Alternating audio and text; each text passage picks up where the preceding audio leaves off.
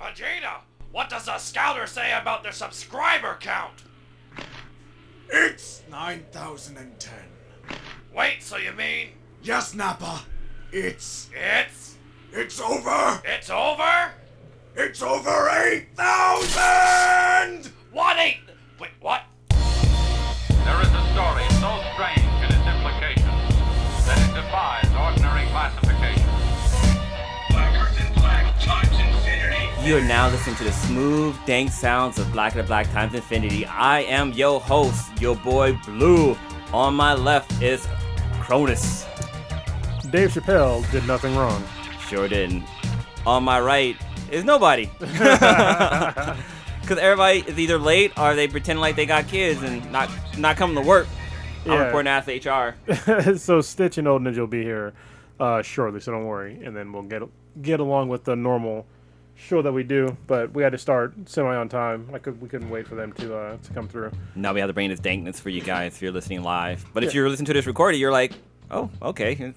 It still was posted. Yeah, we're still up. We're still, live streaming on time. So we'll wait a few minutes to do the normal show. We'll just bullshit for a minute. So, Blue, how is home ownership so far?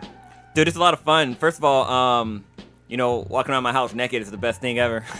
It is, isn't it? Yeah, I don't have to worry about fucking in-laws and shit, like poking their head out when I'm walking through the bathroom or some shit. Until you have kids, and you can't do that shit no more. I'll still do it. Go to bed. I'll raise them wild. Wild and free. Fucking, they don't have to go to school or anything. No, I'm not gonna do that. But no, it's cool like that, and kind of going around doing home improvement stuff around the house. I think last week was the first time I ever had to take out the trash. I did it when I was a kid, but as a homeowner, it's fucking different. Oh, you don't take it like a dumpster? Yeah. We have the roller ones. Yeah. When I lived in apartments, we had dumpsters and stuff like that. But this one actually, I had to roll out the 3 bins, one for recycling, one for lawn clippings, one for trash. Yeah. That was kind of cool. But since it's just the Sweetness and I, we have this tiny, dinky little fucking trash can. Yeah. So we have I think they said it was a 9-10 gallon trash can or something like that. Yeah, the standard one's super small. And so when I first moved back to America, in the Bay Area, the bins are way smaller than they are in SoCal. At least where I lived in SoCal. And so when I moved here, I would throw parties all the time, and the trash bins were so small. I would have to it would take me literally 2 or 3 weeks to get rid of all the trash. Oh shit. And so I had to upgrade my trash service to get a bigger bin. So now everywhere I go, I get a bigger bin just in case. Because they give you a small trash bin, but the other bins are yeah. It's what the fuck? Yeah, I think my one for my recycling and one for my lawn is 90 gallons or some shit. It's 10 times the size of my trash one. Yeah, it's bullshit. You can pay extra. For me, there's only 2 of you, so it's not really a big deal. No. But if you have all that stuff to throw away, it's really fucking annoying. Yeah. So I have to sit there and wait weeks or take it to the dump. So when you go to the dump, you got to pay a bunch of money. It's a pain in the ass. Yeah, and I guess we also have at least the previous owners left a composting thing, so we have the option to compost, and underneath our sink there's a little composting trash can we can throw shit in, and then take it out to the compost, which is kind of convenient. But that's good if you want to grow vegetables and fruits and stuff. Yeah, well, I got a bunch of fucking trees in my backyard, and plants and all kind of crazy shit back there. Well, trees they seem cool, but if they're on the lines where your sewer, your water lines go and all that shit, it can be a pain in the ass. Because that's why I was happy. This place that we have, there's no trees on the property, and there's nothing in the line of our sewer lines.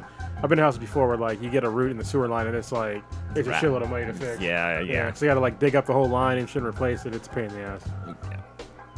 Yeah. So now we live in the same city now. So it's great. Man. So I've been living in my house the last 2 days, and it took me maybe 8 minutes to get here.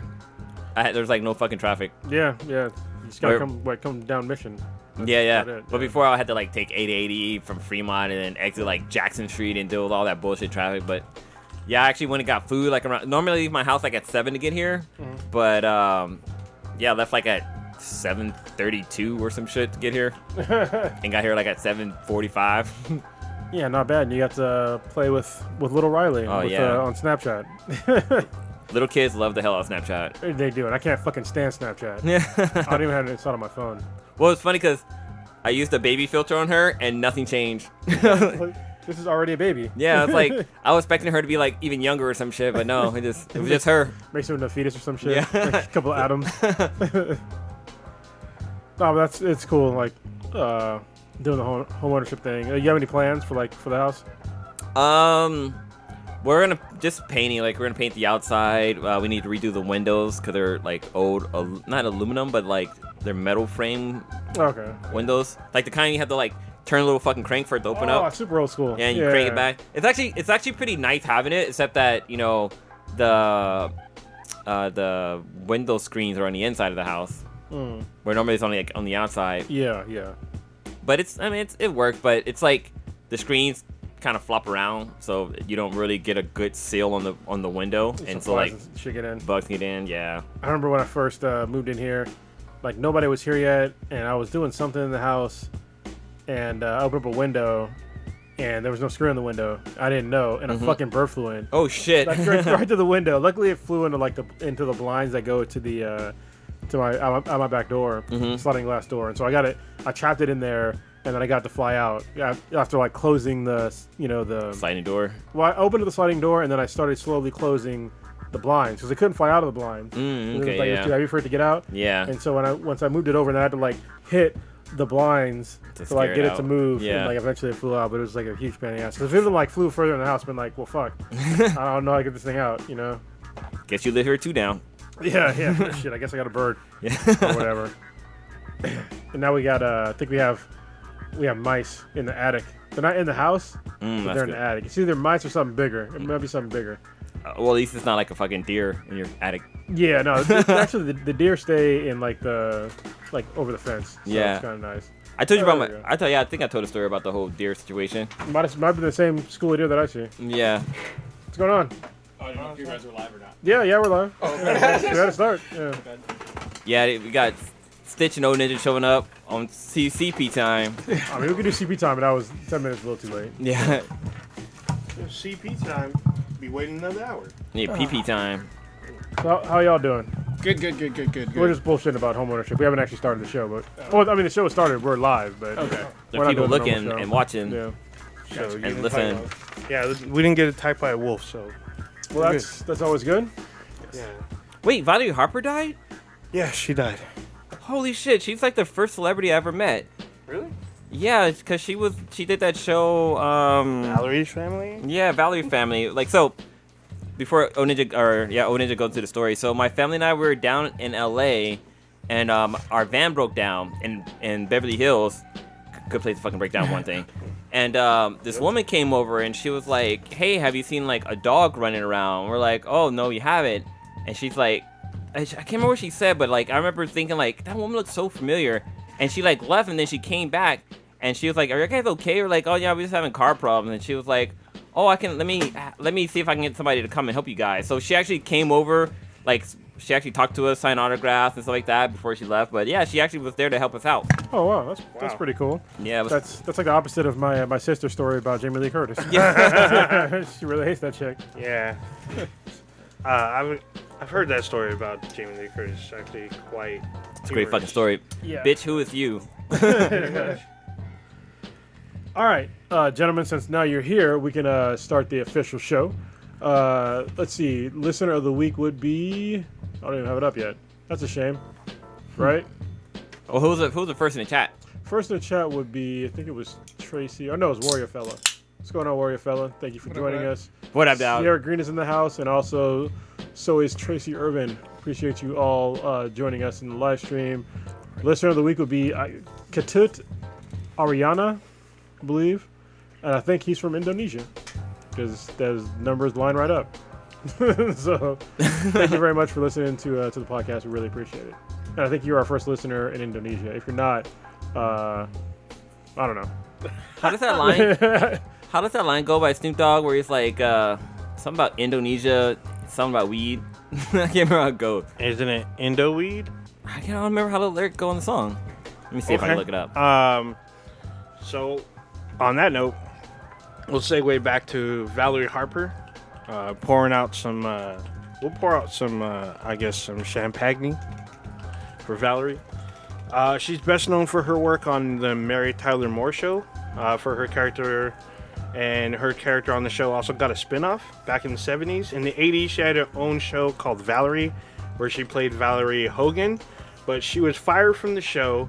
She sued NBC and the production company that fired her. She won her case against the production company, but the show went on without her, and they renamed the show Valarie's Family. And then after that, when they brought in Sandy Duncan, they renamed the show the Hogan Family.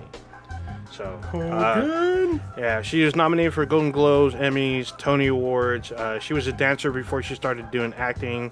She was diagnosed with lung cancer in 2009 and was given 3 months to live.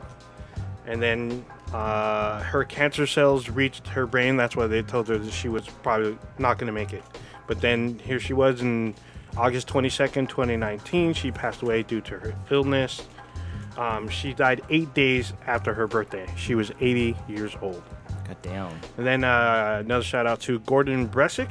He's an Emmy Award-winning writer and producer for a lot of cartoons like the Animaniacs, Pink and the Brain, the Smurfs, yeah, I saw that. Tiny Toon Adventures, and more. He was 68. Was he also a voice actor? I don't think so. He might have been. But No. I saw that he's won awards for his writing and producing. I thought it was a voice actor who does the voice of different characters. Like a few anime characters passed away this week too. I can't think of his name. Quick look. The voice of not Vegeta, but there's a voice actor from Like he does the voice of the Adult Swim on Toonami. Yeah, he did the voice of the guy with the green and white hat from Bleach.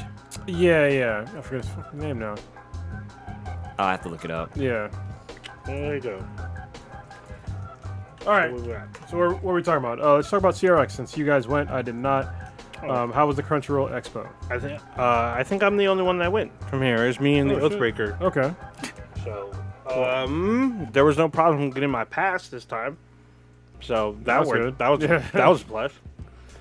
We got to meet Bianca. Bianca, Chopa? who I believe that's her last name. She was the organizer for all the press and for all pretty much a lot of the con. Though she took care of the press stuff, she took care of a lot of the press events for us to interview, like the writers, directors, actors, artists, all that. She was our go-between. She visited the press room a lot, make sure that we were comfortable, make sure that everything was okay. She made it clear that if there was an issue, we can go to her and she would take care of it and whatnot. Shout out to her. She was putting in work. Yeah, we ran into her at not Crunchyroll, but at San Diego Comic Con. We watched the panel and that's where I met Amy. And she was super sweet. She make sure that we were able to get in and make sure we were comfortable and everything. Yeah, she was a really nice lady. Yeah, she was on top of her stuff. She made sure that everyone was taken care of. The Oathbreaker, he did most of the interviews. He handled all the interviews or whatnot because they were limiting, kind of like at San Diego Comic Con, like one person per outlet could only go to like certain events. There are other ones where you could have like more than 2 people or whatnot, but mainly our celebrity stuff, which you'll see later on because I think it's all audio only, which we'll post later on. But everything went pretty smooth. There was a good amount of people there. I was actually kind of surprised. This looked bigger than last year. I think it's their third year doing this. Mm-hmm. So no, third year. Is there third? Yeah, it's the second year at San Jose Convention Center. Yeah. I would say okay. You know, it's always nice to have good people that deal with the press. I remember the first person we dealt with was Stacy Miles, and she was the person that basically got us into doing conventions because we did. I think it was SVCC was our first one, Silicon Valley Comic Con, and then from there she was like, "Oh, I think you'd be interested in SVVR," and then that's when we started going to all these conventions because basically she hooked us up and got us into all these conventions, and then from there it just kind of kept going and going. But yeah, there's definitely some that are way better than others, the ones that help us out and get us going. But there's some we're just whatever, whatever. But we're obviously not going to name names. Right. But when they do it right, it's definitely appreciated. Yeah, it was way different than the other press. Usually the press rooms that I've been to, they just leave you to your own devices. Yeah. No one really checks in. Someone just comes in, refills the coffee, the tea, and stuff like that. But it's usually just an area for you to gather your notes, post your material, charge your phones, charge your laptops, and then a little rest area with a bit of amenities. But this one, there was actually a coordinator, and Bianca was that. So it worked out. She would check in once an hour or whatnot. She'd always come in with someone, or she'd always come with the itinerary and be like, hey, this next person's on the docket. When get your stuff ready, pretty much, and I will take you to them, type thing. Yeah. So that worked out really nice. Versus like other cons, I get it because they're bigger than Crunchroll Expo, but I mean, I think it's still better that they would have someone like her role be a coordinator instead of us trying to ask people, where is this, where is that, where do I go? Especially because when you ask other staff, they don't know what the fuck you're talking about. Yeah. You know what I mean? That's like super frustrating. Or like trying to ask like, hey, where can I find this and that? And it's just like, oh, I don't know. Or like, where's your press line? Oh, I don't know. Yeah. You know? Yeah, that's the fucking worst. Yeah, it's kind of irritating. But this one worked out pretty well. I managed to walk the floor. There was a lot of anime stuff going on.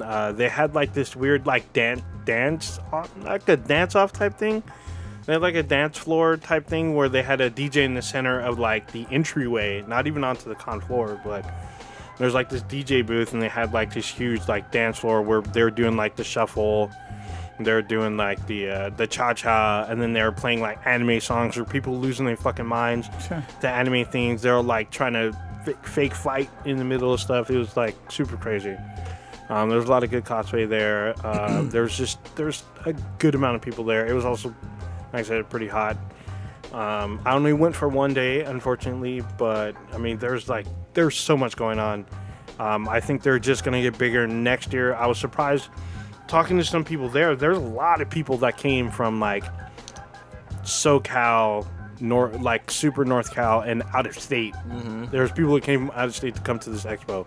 They were super excited. They were here to see new stuff, see voice actors, animators, and people from Crunchyroll at this event. So it was really exciting to see and meet people like that that like traveled all this way to come to this event. So it was pretty cool. Yeah, I think for even for like Silicon Valley Comic Con, like a lot of people come from out of town for that shit too. Like this one girl I met who I did a photo of, her name slips my mind, but she's hot as hell. But yeah, I think she was from like Washington or something like that. Not Washington, but like Utah or somewhere far. But yeah, she was pretty cool too. But I'm actually really surprised with how many people travel to such. I wouldn't say Silicon Valley Comic Con is a small event, but it's not like a big one like your San Diego Comic Con. Yeah, it's not. Yeah, I mean, it's hard to get on the San Diego level because they have their associate. Well, they have their associations with other hotels because where San Diego is, there's multiple hotels down there. Well, so, I mean, San Jose does it like too. Like some of the conventions they have it like Funimation. They had a lot of their events were in different hotels.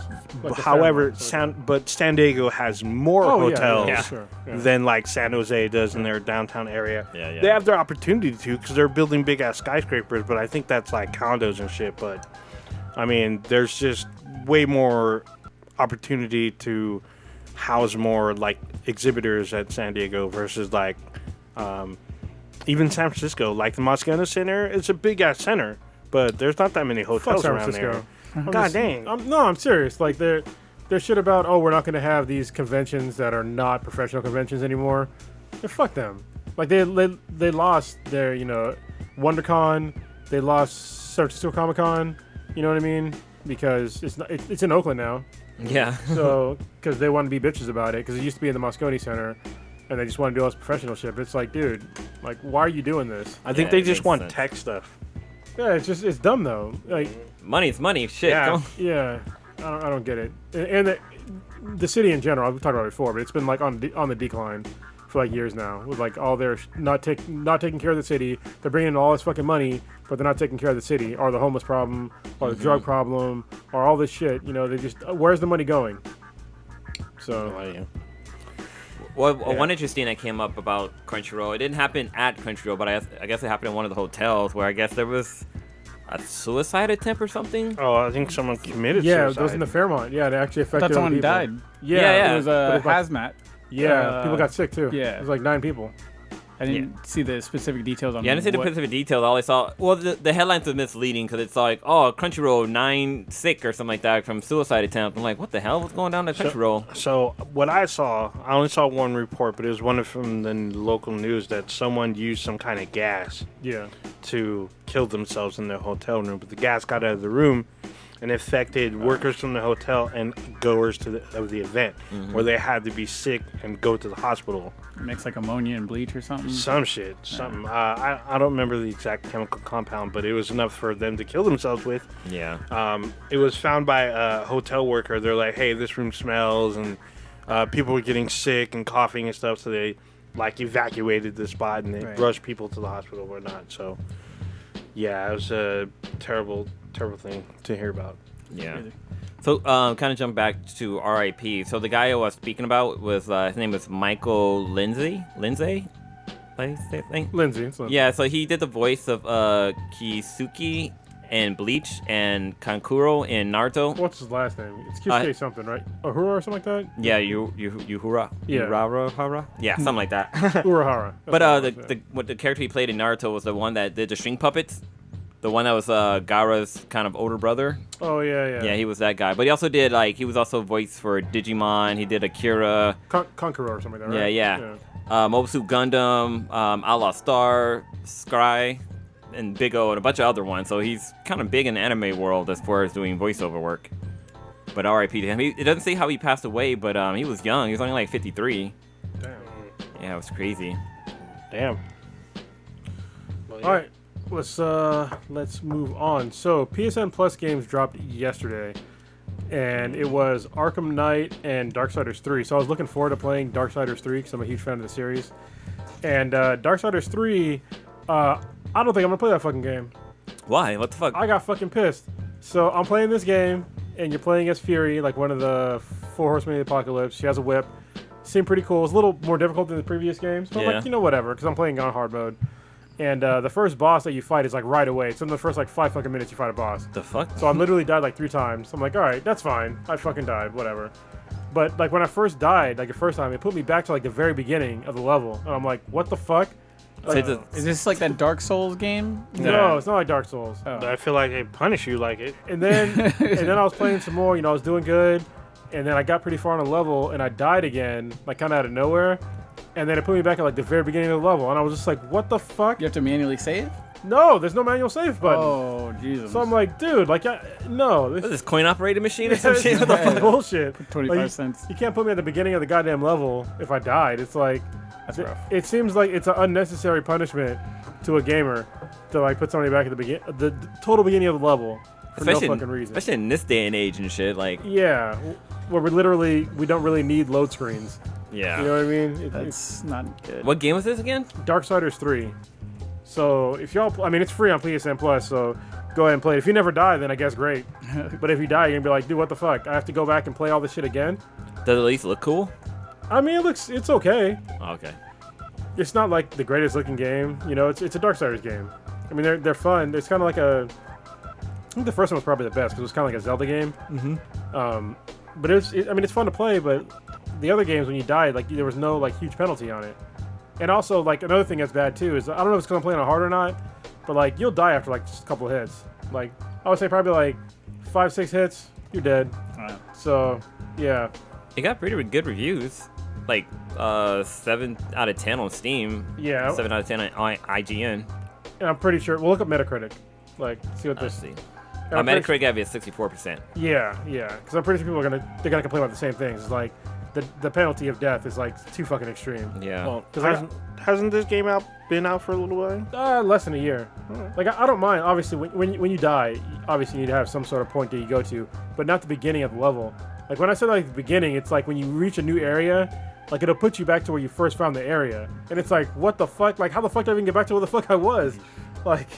I've been Yeah, it's playing a fucking lot weird. of Daisy, and they punish you like that. But I mean, it's obviously a much different game because you're dealing with a lot of PvP stuff.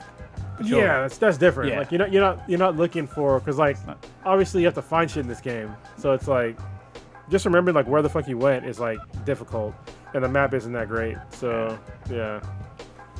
Anyway, so But it's free 99. It's free. Yeah. Well, if you pay for PSN, it's free. Yeah, PSN Plus. Yeah. And what other game came out for PS Plus? Arkham Knight. Arkham Knight. Which that one that's a 10 out of Yeah, 10. it's a So. great fucking game. I still think those are to me that series is like the best video game Yeah. Superhero? adaptations of comics. So For sure. I mean, Spider-Man was good, but Arkham Knight did the combat way better. Yeah. Like Yeah. way fucking better. There's no argument on that shit. And the same thing with the story was just as good as Spider-Man on the PS4. The one thing I like about the Spider-Man game is the way that the characters look. They kind of look kind of weird for this kind of day. I mean, even though the environment's really large, but like the animation for like the cutscenes and stuff like that, it wasn't that well done, in my opinion. Like, I don't know, it looked pretty, I don't know, old style animation for a game. You know what I mean? Says the guy wearing a Batman shirt. And just Of course. saying.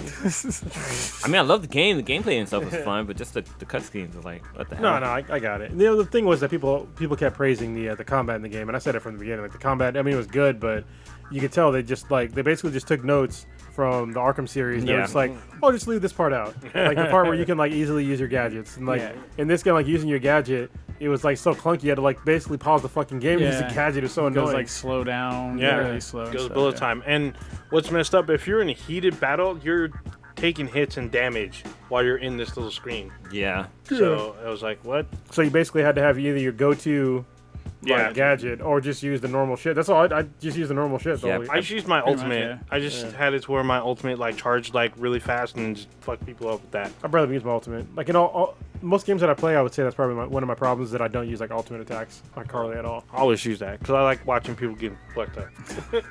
Well, my favorite thing with the Batman games is like when you find a gang of guys and stuff like that, and right before you knock out that last one, it slows down and you get that boom Bullet time. yeah. That shit always made me happy. And that's how you knew that was the last guy. Yeah, that's how you know it was the last guy. Because you're like, oh. Are you do like a super move? If you get the super move done correctly, where you can like suplex the guy or like break his arm or some shit like that. Oh, Shit's yeah. great. That was great. Or string him up. And just I like countering like a ton of people because I was like, I didn't know you can chain your counters. I thought you yeah. could do it one at a time. you start fucking up. Yeah, because then you like block 1, 2, then 3, and then you slap all of them together. And then if you were having a hard time, you can always use your smoke grenade to like escape. And it was worked out pretty dope. Oh man, Breaker of Oath posted this video today from one of the Batman games, Oh, and yeah. somebody fucking whoever this is, your mama's a hoe. They switched the Batman and Catwoman characters, so Batman comes walking walking all into the sexy. screen all sexy and like shaking his hips and shit, and like hella being a fucking tease to Catwoman. I mean, it was super funny, but your mama's a hoe. Sounds like someone did it on the PC. That shit is great. That shit is great. Great games. Totally great games. So did you get to finish the Chapelle comedy? Yes. Oh, man. Yes. Have we all watched it? Yeah. Yes. Have you watched We it? don't. We doing this God. without the Oathbreaker. Okay, so I'm just gonna preface this. Y'all know us on the podcast. Obviously, we talk a lot of shit, but what we're gonna talk about right now is definitely gonna like demonetize this entire fucking episode. Even though most of our episodes are demonetized anyway, but we're about to say we're gonna use some harsh language. At least I am, because because there's certain jokes that he said on there. that I think is language harsh that language. is used in the actual. quoting. We're Yeah. quoting. We're Yeah. quoting what this someone else, another artiste, has said. So, what did y'all think about overall about the special? Dude, I thought it was one of his best work, to be honest. It was so like I was telling you earlier. I was in my room painting and listening to it. Just listening to it. I wasn't watching the video, and I laughed so hard I almost fucked up the paint job. Like my wall was blue and I was painting white trim, but I was like, I almost put a fucking C on the wall. But I thought it was hilarious overall. I really enjoyed it. All his comedy ones I really enjoy. I wish I could remember how I ranked them, but it was on par with how I didn't think it was anything over the top crazy bad or Yeah. anything. I mean, Yeah, I don't think it was bad, but it definitely, for me, it wasn't his best work by far. Killing Him Softly for me was his best work. Oh yeah, like Just bring a easily. little crack on him. Yeah, that shit was like his best work. Because it was like a non-stop barrage of just like, this one where he talks can I about fucking breathe, please? the I'm Nick laughing Cannon so thing. hard. I think he has No, it was before Nick joke. Cannon. Yeah, I'm pretty sure, but it was the one where he was like, he was skinny and he talked about like sprinkling crack on dudes after they got arrested, Okay. and he had a bunch of like really good jokes. And in that he one. talks about the woman at the club dancing, and she was pregnant, and she's like, "Is that?" Oh, it's with the baby, Oh, yeah. baby snuck in the club. And women wearing hoe outfits. Yeah. And be like, just Uniform. because I'm wearing this doesn't mean I'm a hoe. And like him walking around with like a policeman's uniform. Wait. Just because I'm wearing this uniform doesn't mean I'm a cop. So, Yeah. Actually, I'll say "Killing Him Softly" was probably one of his best works. people forget about that though. Like, Yeah, I I did. think I people need to forgot go about that rewatch it. Don't get me wrong, I love this special, but it's for totally different reasons.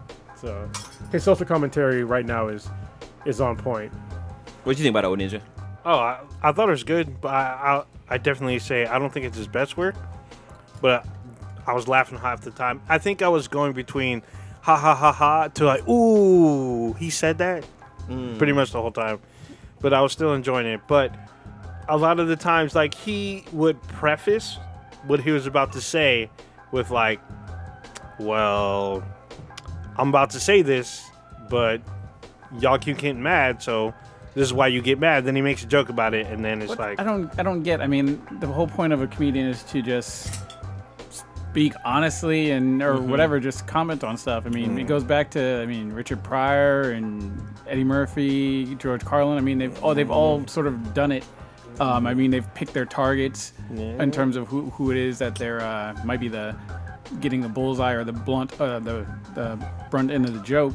Well, and it's, I mean, they're supposed to be, it's supposed to be funny. It's not supposed to be like, you shouldn't be watching comedy to figure out some lifelong truth to something. To mold your thinking. Yeah, you should just go to, don't get me wrong, a lot of stuff that Dave Chapelle says, it's like, it's based upon truth and it's thought-provoking, but that's not where you're going to watch him or any other comedian for, unless it's like, most comedians, you're going there to fucking laugh. Yeah. You know what I mean? That's the whole point of going to see a comedian. So if they embellish upon some stuff or say something that is fucked up, they're doing it for the laugh.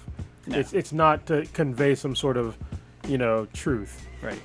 Yeah. I thought it was because you got to remember, we're in a different era. We're in the Me Too era. So where everyone's hey, he's fucking up here. Oh man. Yeah. Drugs. Just like in the just like the special. Yeah. Hey man, maybe my mom's dead. Yeah, maybe his mom's dead. Maybe his babysitter. Go ahead, answer it. The part was funny. Yeah. I mean, sound like your phone's gay or something. No, it's funny. But I didn't hear all of the buzz going into it. That I guess the whole controversy stuff. At least as loud as people are complaining about it when I had watched it, but I've seen over the past week or so that it's been out, people just been getting all crazy. One. Now when it started off, they're so mad about shit. I was like, oh boy, because it immediately starts off I didn't know where he was going with the whole other Anthony Bourdain story? Anthony Bourdain thing or whatever. I was like, oh boy. I thought that was the only time where I was like, oh boy. I thought that shit was really. I was like, we're 20 funny. seconds in. Yeah. But like when he first opened up with because I've heard other controversy about the show, and one of them was about that that like how could he talk about something like that? But it like led into a different joke. Like he explained like why he brought that up, which I thought was fucking hilarious. I mean, the part that you should take from that is like you never know what's going on in somebody's life or whatever. He was like Anthony Bourdain. He was like he had the best job, just traveling over and eating good ass food or whatever. But you never know what someone's going through or dealing with mentally. But I guess people just fucking didn't catch that part of it. Well, they leave out what these people try to do is they only will attach themselves to the part that offends them, but not listen to the other parts that are actually way more important. You know what I mean? Like everybody wants to talk about his LGBTQA plus whatever the fuck the alphabet people. So people get so mad about his joke about that, but they totally ignore his joke about. Not even a joke. This is just like fucking truth. Yeah. About him saying like the correlation between like the word faggot and the word nigger. Like how come I can't say the word faggot, but I can say the word nigger? Mm-hmm. Yeah, he was talking about how like when he did the Chapelle show, how I guess not the FCCA but like there's they have someone from HR. It's basically an HR diversion of like it's called like there's a name for it. It's basically some kind of like ethics, standards and standards and and some shit. Something like that. Standards, So basically, what Comedy Central would and would not allow, and he like talks about how, like Hernan said, he even asked like someone, I guess one day, like how come I can say this and not that, and they're just like, well, because you're one of those, I guess, kind of. Which she hinted at that.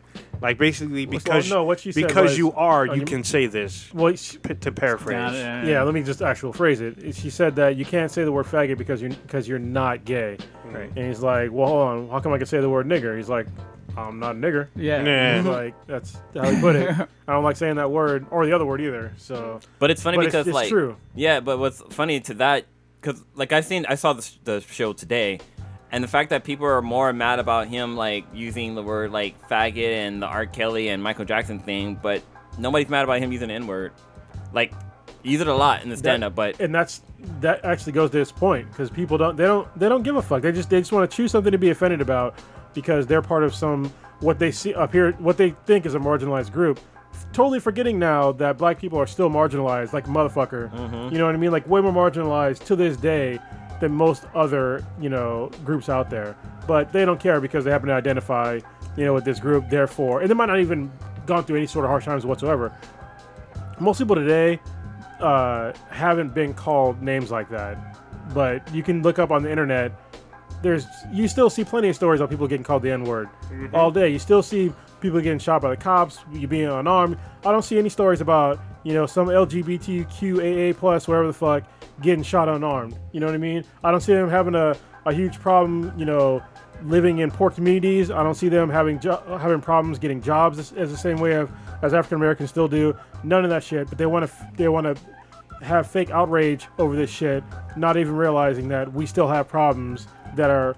I don't want to say that I'm not going to oppression Olympics you guys, but we still have fucking problems in our communities. But you just want to ignore it. Yes. To make it seem like you're more important than we are. Nobody's more important than anybody else. We all have our own fucking problems. Once you realize that we have all of our own fucking problems, maybe then you'll find this shit fucking funny. And it was fucking funny. Like his whole story about the letter people and the car ride had me fucking rolling. That shit was so fucking funny. Yeah, now there's already but it's kind of about it. Yeah, it's funny because I've heard from I have friends that are gay and they would talk about how they're the gay people are cool with the lesbians, but they don't understand transsexuals are people who are bi. I've heard a bunch of gay people say bi people are freaks. They're how can they have sex with everybody? What the fuck? That doesn't fucking go right. But but yeah, that's just funny to me. They don't understand something that when they're doing something that to a lot of people isn't normal. But I don't really give a shit. Most people, I think if somebody's reasonable, they wouldn't care either way. You wouldn't think that you might not understand why somebody's gay, but why does it matter to you? They're doing something that's consensual, so why the fuck would you give a shit? Yeah. Same thing with bi people. I don't give a shit who they're fucking. They're not gonna fuck who I'm gonna fuck, so I don't care. Yeah, I don't get the I don't understand why they're so mad about it. Whatever. It's comedy. Sometimes you catch the joke or whatever. Unhappy people, man. The people that have they're just unhappy with their lives and they need something to complain about. Feel special. Nothing that he said was putting down the letter people. People. I'm the alphabet people. That's the best. That's gonna be the phrase now. The alphabet people. Yeah, it's fucking funny. But they he took over 20% of the alphabet. That's all bad. I was as soon as he said that, I was counting over. I was yeah, it's cool. Getting there right there. Yeah. But no, he wasn't saying anything bad. He just talked about real world stuff. And it just fucking made sense. It wasn't. I didn't perceive it as derogatory or preaching hateful thoughts or fucking actions or doing stuff to that group of people. So exactly. I don't see what the outrage is behind it. But there's been multiple stories now of people saying that Dave Chapelle is a white supremacist, and I'm I didn't even bother to click on that. Hold the fuck on. That's not worth reading. Not getting my click. Yeah, they didn't get my click either. Yeah, I just kept on scrolling. That's somebody that's totally irrational. Totally irrational. Did you guys ever notice when he makes a transsexual woman joke, he always includes that he has some kind of sexual encounter with them? One of the specials, he talked about how he was dancing with a trans woman and he didn't know, and then he's well, let's finish the dance, and they finish the dance, and then he talks about how he fucked her tits later, and then how he left. And then this one, he talked about the Sticks and Stones special. He talked about another trans woman, and this is actually the epilogue. Did you guys watch this part? I didn't see that in the video. So if you let it play past the credits, there's a Q&A session. Oh, I didn't see that. So mine didn't show that. I actually watched all the way to the end. It didn't show that part. Yeah, it plays literally next. It's a whole separate video. Oh. Yeah, mine. So once it ends, it'll load into the next thing, and then he talks about he's never done this before, but he does a Q&A. Mm-hmm. And it's weird because I tried looking it up, and I guess it's not its own separate thing. You have to watch or fast forward to the end, and then it'll kick in this Q&A session. But he lets people in the audience ask him questions. So he answered one of them about how he felt about delivering a transsexual joke. He talks about there was a trans woman in the audience. He asked if the joke was okay. Did it offend them? They said no. And then he talked about how it became a political thing. And then he talks about how they made out. And I was like, what the fuck? Like, the crowd was cracking up. And then he moves on to other stuff. Well, see, that's the funny thing is it's obviously a joke because he's been married for like the longest fucking time. To a hot Asian chick. Yeah, so there's no way He that made that fun of actually- her too. Yeah, what you did. And his kids. Yeah. Didn't pull no fucking punches. But people, they gloss over that shit too. Yeah. Like, they didn't even make fun of, they didn't even like crucify him over his Asian joke. No. You know what I mean? Yeah. Because that was the most offensive thing that was on there for me. Yeah, It was just like, that's dude, pretty face. offensive. yeah. But in context, though, you know, I mean, obviously did it right, but it was just like, you're really gonna go there with the big teeth and the fucking Yeah. shit? I was like, but damn, this is dude. how I feel inside. Oh my What if, you goodness. think, what if you were an Asian trapped in a black body? Yeah, and I mean, he says that joke makes his wife mad. He said he only pulls that out on her when they really fighting. Fighting. Oh shit! My And goodness. when he said that, I was like, I don't think I can do shit like that with the sweetness and like pull out some like Mexican shit because it's like I can't even think anything I could do. Stuff he was saying with like the school shootings, I was cracking up laughing. That had me too. fucking laughing. That shit was all bad. He was there now the kid was gonna be taking notes. Or whatever. Yeah. He's like, where we meeting up again? Yeah. Yeah. Once he said that, I was like, holy shit, that's so fucking obvious because like a lot of a lot of people who shoot up the schools are the fucking students. And then when he was like, when he was buying the gun or whatever, and with the buckshot, and Yeah. he was like, he started shaking the box. Pepper them up. Pepper 'em up. Pepper them up real nice. Yeah. Talking about the meth guys, that The- meth yellow. Oh skin. yeah, When he talked about that part's so funny because he's all that's not heroin, that's meth. And Yeah, he popped back up unscathed. I died laughing. The whole crowd was dead. I was like, oh shit. oh, you shot me, bro. But no, when he talked about when he talked about fucking Juicy Smoke. Oh, Juicy Smooth, yay! That See, shit was great. I opened that was my opening in last week's cast. I guess nobody really got I that didn't part, know, yeah. but Juicy Smooth, yay! And like at first, I was like, he's not saying what I think he's saying. And sure enough, he kept going with it. I'm like, oh, I didn't get, I see. I didn't get that first either. We called that shit on this podcast too. When it Yes. first got announced, we were all kind of skeptical about that shit. Yeah, I mean, just like he said, when he's doing his little bit about the cop showing up to the scene, Yeah. like you went to Subway At 2:00 in the at morning. 2 a.m. below freezing temperature. Yeah. And then people were Okay. talking shit about, black men are the problem, blah, blah, blah. They're not They're supporting this no dude. support. Yeah. I'm like, it didn't fucking sound right. It didn't sound right. Like, we were Nobody- supporting by being skeptical. Yeah.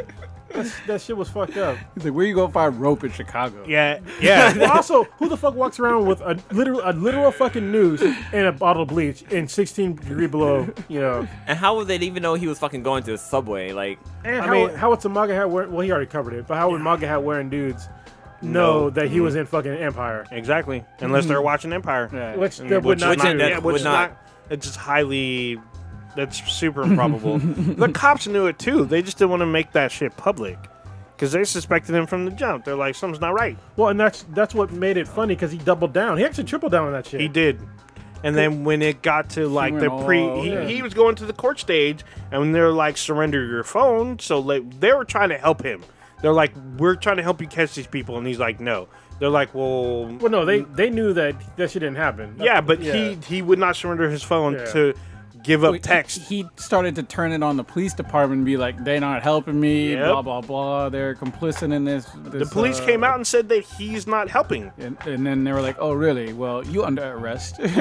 Yeah. All bad. So, Juicy Smooth. Yeah, I might rewatch that special I've again. literally seen this special twice. well, So- like, did you guys talk about the Michael Jackson thing? No, No, not yet. yeah. But go ahead. Well, I'll tell you, like, hold on. There was one thing that this one was missing. So, 2 specials ago, it was his first Netflix special. I don't talk about the second one because the second one actually, that one wasn't really that good because it was like basically him kind of fleshing out jokes and just talking to the crowd. Yeah, But he, the other one, that was this- one in Texas, right? That one's in San Francisco. That's him at the punchline where he's smoking and he's just sitting on a chair and he talks about the pimp and hoe story. Yeah, That's yeah. in San Francisco. But I thought it was in the Comedy Store. No, that was him in San Francisco, and that was like a last minute thing, and that packed because I think the Oathbreaker and myself were trying to go, and it didn't work out because it was like that, sold out, I'll have to easy. look, but I was pretty sure that was in the Comedy Store. I'll look in a minute. But what this one was missing was in the first Netflix special he had one of the greatest jokes of all fucking time. Yeah, and it was the one where he told the punchline first. Yes. And that shit, that was like, that's a fucking impossible joke. I forget what the hell. Let's kick him in the pussy. Kick him in the pussy. Then I kicked him in the pussy. Yes. That shit was great. And this special, while it was funny, it had nothing even close to that fucking shit. Yeah. I forgot about that one. He's like, let me tell you how I'm a comedian. I'm a comedic genius. I'm gonna tell you the punchline right now. And he told the fucking punchline at the beginning of the thing. And by the time he got to the fucking story, you done forgot about it until you fucking said it. And then he again. drops the punchline and like everyone's like, oh shit. But I guess another controversy with this. What's so funny is this comedy special was called Stick and Stones. Everybody knows sticks and stones may break my bones, but words would never hurt me. And there's a whole bunch of people who are getting hurt by his words, which kind of perfectly ties into the title of this comedy. Yep. But he talks about the whole Michael Jackson thing, how he doesn't believe Michael Jackson did it, but like he explains like kind of why he doesn't believe, but he does it in like a comedy way. It's like people like if you watch the HBO special, like people like kids were saying that like Michael Jackson was like looking at the buttholes. And that shit right there was funny enough, but then he talks about like the whole Macaulay Culkin thing and how like he even said that he would fuck Macaulay Culkin. That was kind of he said something. He's said something about Michael Jackson before. I think about like when in one of the comedy specials, I think it was him or Chris Rock, but I think it was Chapelle talking about when they wanted him to describe the penis or whatever. He's like, oh, it's got fucking glitter on it or whatever stuff. Like, I think shit. I don't know who said that. Yeah, I thought it was him, but I could be wrong. But I mean, I don't know if he actually. When comedians are doing their skits and everything, I don't really hold what they say with a lot of value if he thinks that whatever is innocent or guilty. I mean, he's just there to entertain me. I'm not there for him to give me some fucking political rally kind of. Yeah, get you motivated to do some shit. Yeah, but so I don't know if he actually really believes it or not or whatever. So I'm gonna point this part out because I think this is extremely important because this is probably the first comic bit he says is when he comes out and he says he's got like 2 impressions, right? Yeah. And he does one and it's like whatever. You're like, where did that come from? And then he does this other one where he points out if you do anything wrong in your life and I find out about it, I'm gonna try to take everything away from you. Who's this impression of? And he said, that's you. You are the cancel culture. You are the most butthurt culture like that. He's making fun of like everyone that's basically trying to come after him. He even talks later on about how he said something about Michael Jackson or Juicy Smoulier, and he said he thought he was going to get canceled because he wasn't showing support. He was just like, shit don't add up. So what's funny too is that like this is a little bit on like what is it called, like kind of breaking the fourth wall shit, where he talks about how like if you're watching my comedy special right now on Netflix and you have an offense to it, well, guess what? You motherfucker clicked on my face. Like, you're the one that chose to watch this, and like, didn't you watch my last video or whatever? Like, you know who he is. Like, why would you even try to fucking watch it if it's something that he's gonna say something that's gonna offend you? But I was gonna talk about the R. Kelly thing. How he talked about how like they wanted him to kind of help out with the documentary they were doing on R. Kelly, and like he didn't want to do it. And the whole reason why he didn't want to do it is because he knew nothing about that motherfucker. Like, he didn't know anything about R. Kelly to even fucking, like, try to talk on that, which I thought was fucking interesting, too, because, I mean, I know he did the Peel Me video on his fucking stand-up thing. Yeah. And then he did a remix to it. Yeah. He even did the court thing. He was like, he would have to be holding up a picture, him, and his mama saying that that's him. While she and her, so he's, I mean, he's... Oh, no, that was in Boondocks. Oh, I think I was skip from Boondocks. Okay, get my good comedies mixed up. But yeah, overall, I thought it was a really good stand-up, and I understand. Yeah, I mean, even people that he's like cool with, like the Louis C.K. incident, he talks about that, talking about how, like, how he thought part of the incident was ridiculous, like. That part was kind of crazy. I will never think of pancake butter the same way again. That's for sure. But it was just crazy. Yeah, it was good. Everyone was a victim, and I think he pointed out that he's been a victim as well, as far as the cancel culture and being called out and whatnot. But he also like brought up some other topics that were really good. It's like the whole fact that the abortion topic. How like now I think the state that he was in, like he's in Georgia. In Georgia is completely banned to having abortions and stuff like that. I thought it was in Ohio. He from lives in Ohio. Ohio, Okay, yeah. but he was doing a comedy stint in Atlanta, and they have the heartbeat law in that state. A very strict abortion law. So. Yeah, for my intro, I was gonna say that going to Hawaii isn't free. So you gotta watch the stand-up to find out about that. But speaking of stand-up comedians, and Chronoside talked about it, but they dropped that trailer for Bad Boys. Oh, Yeah. And Yeah. Martin, Jesus Christ. I know, and man, Well, you know what makes it worse is that I'm pretty sure Martin and Will Smith. Will Smith are basically the same age. So this is what literally. I'd have to look it up. I have no idea. It can't be that. They can't be more than 5 years apart. Let's see. just like, seems like seriously. Martin's older. Because, I mean, we've been watching Will Smith since he's... Yeah, we've been watching Martin for a long time since he was like, in the mid 90s. So Martin Lawrence is 54. We've never seen, like, Will Smith as, like, a teenager. Yeah, we like, have. I mean, like, playing a teenager in... Like, in Martin, he wasn't a teenager. No. Yeah, so, but you think of Will Smith, you've seen him in fucking Fresh Prince going through Bel Air Academy and stuff like that, and obviously... But he was an adult. Yeah, he's an adult, yeah. but Well, yeah. Will Smith is 50. So Yeah, 50 and so- 54. Less than 5 years apart. So that just shows when you take care of yourself, And when you got work, when you're not... Well, I know Martin Lawrence has always had issues with his weight because I remember that one time he like passed out while he was like working out. Well, he and didn't he had, like, always. that fat suit. He didn't always have problems with his weight. Well, I He mean, just- not a problem, yeah. but he's He hasn't been in good shape. I mean, that's for Yeah. sure. But he wasn't. Yeah. He wasn't fat, and he's fat now. I mean, it is what it is. He looks like Big Mama. yeah. kind of just With a short and goatee. kind of stocky-ish Yeah. or whatever. I mean, Yeah. Bad Boys 1, he didn't look fat. no. Bad Boys 2, I mean, not normal, really. yeah. Looked normal or whatever. You could still, still he wasn't Will Smith. But this one, he looks like he just needs to be behind a desk. Well, and I hope police department. they've got to make some fat jokes about it. I mean, if they don't address that, Oh, like, man. it wouldn't make any sense. Because Yeah. I mean, he's a comedian. He's got to make a joke about how he's gained weight over It's the crazy. years. It reminds Oh me wow, I did not know Will Smith's first name, like his full name. Guess what it is? No idea, since I assume it's not William. I thought it was William. But I guess not. Yeah, I thought it was William too, but it's Willard. Willard. Yeah. Yeah, I It's go by Willard. Will too. Yeah. Yeah, makes that makes sense. I always thought it was William Smith, but it's not. It's William Smithard. Yeah.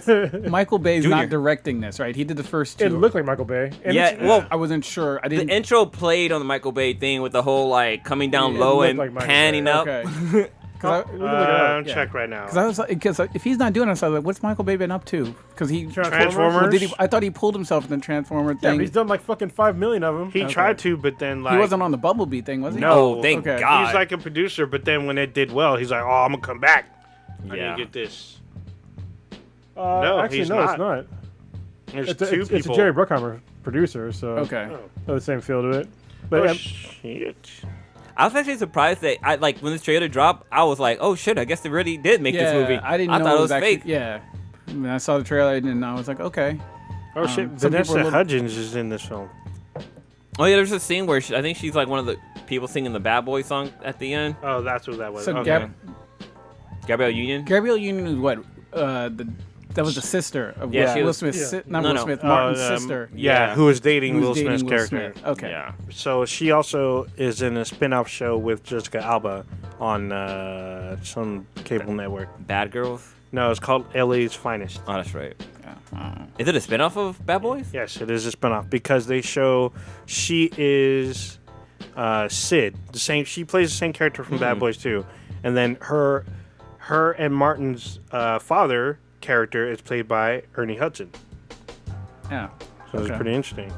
But yeah, they actually reference her brother in the show. So Yeah, well, the trailer dropped. There shouldn't be a fourth. I can't imagine a fourth one coming. Well, this one even was a little hard to watch, to be honest. I was like, I'm not really hyped for this. Yeah. I mean, Because how old were they when he did at least the second one? I'm still gonna watch it. I 16 don't give a years. shit. Y'all Yeah, hate I'm me, still so gonna watch it. I'm watching explosions and shit. first one came Wanna watch out. explosions. Yeah. I remember I was in like 5th or 6th grade, and then there was a big jump. I remember I think I was in college when the Bad second one Boys dropped. 2 came out in 2003. So Yeah, there you go. Yeah. 16 years ago. Mm-hmm. So if you do the math, I can't do the When math. was the first one? First one was what, 1990? 99, Three? maybe? I thought it was Maybe 94. 97. I thought it was 97. No, I was in elementary school. Yeah, it was The way second, back. the second one got 22% on Rotten Tomato. What?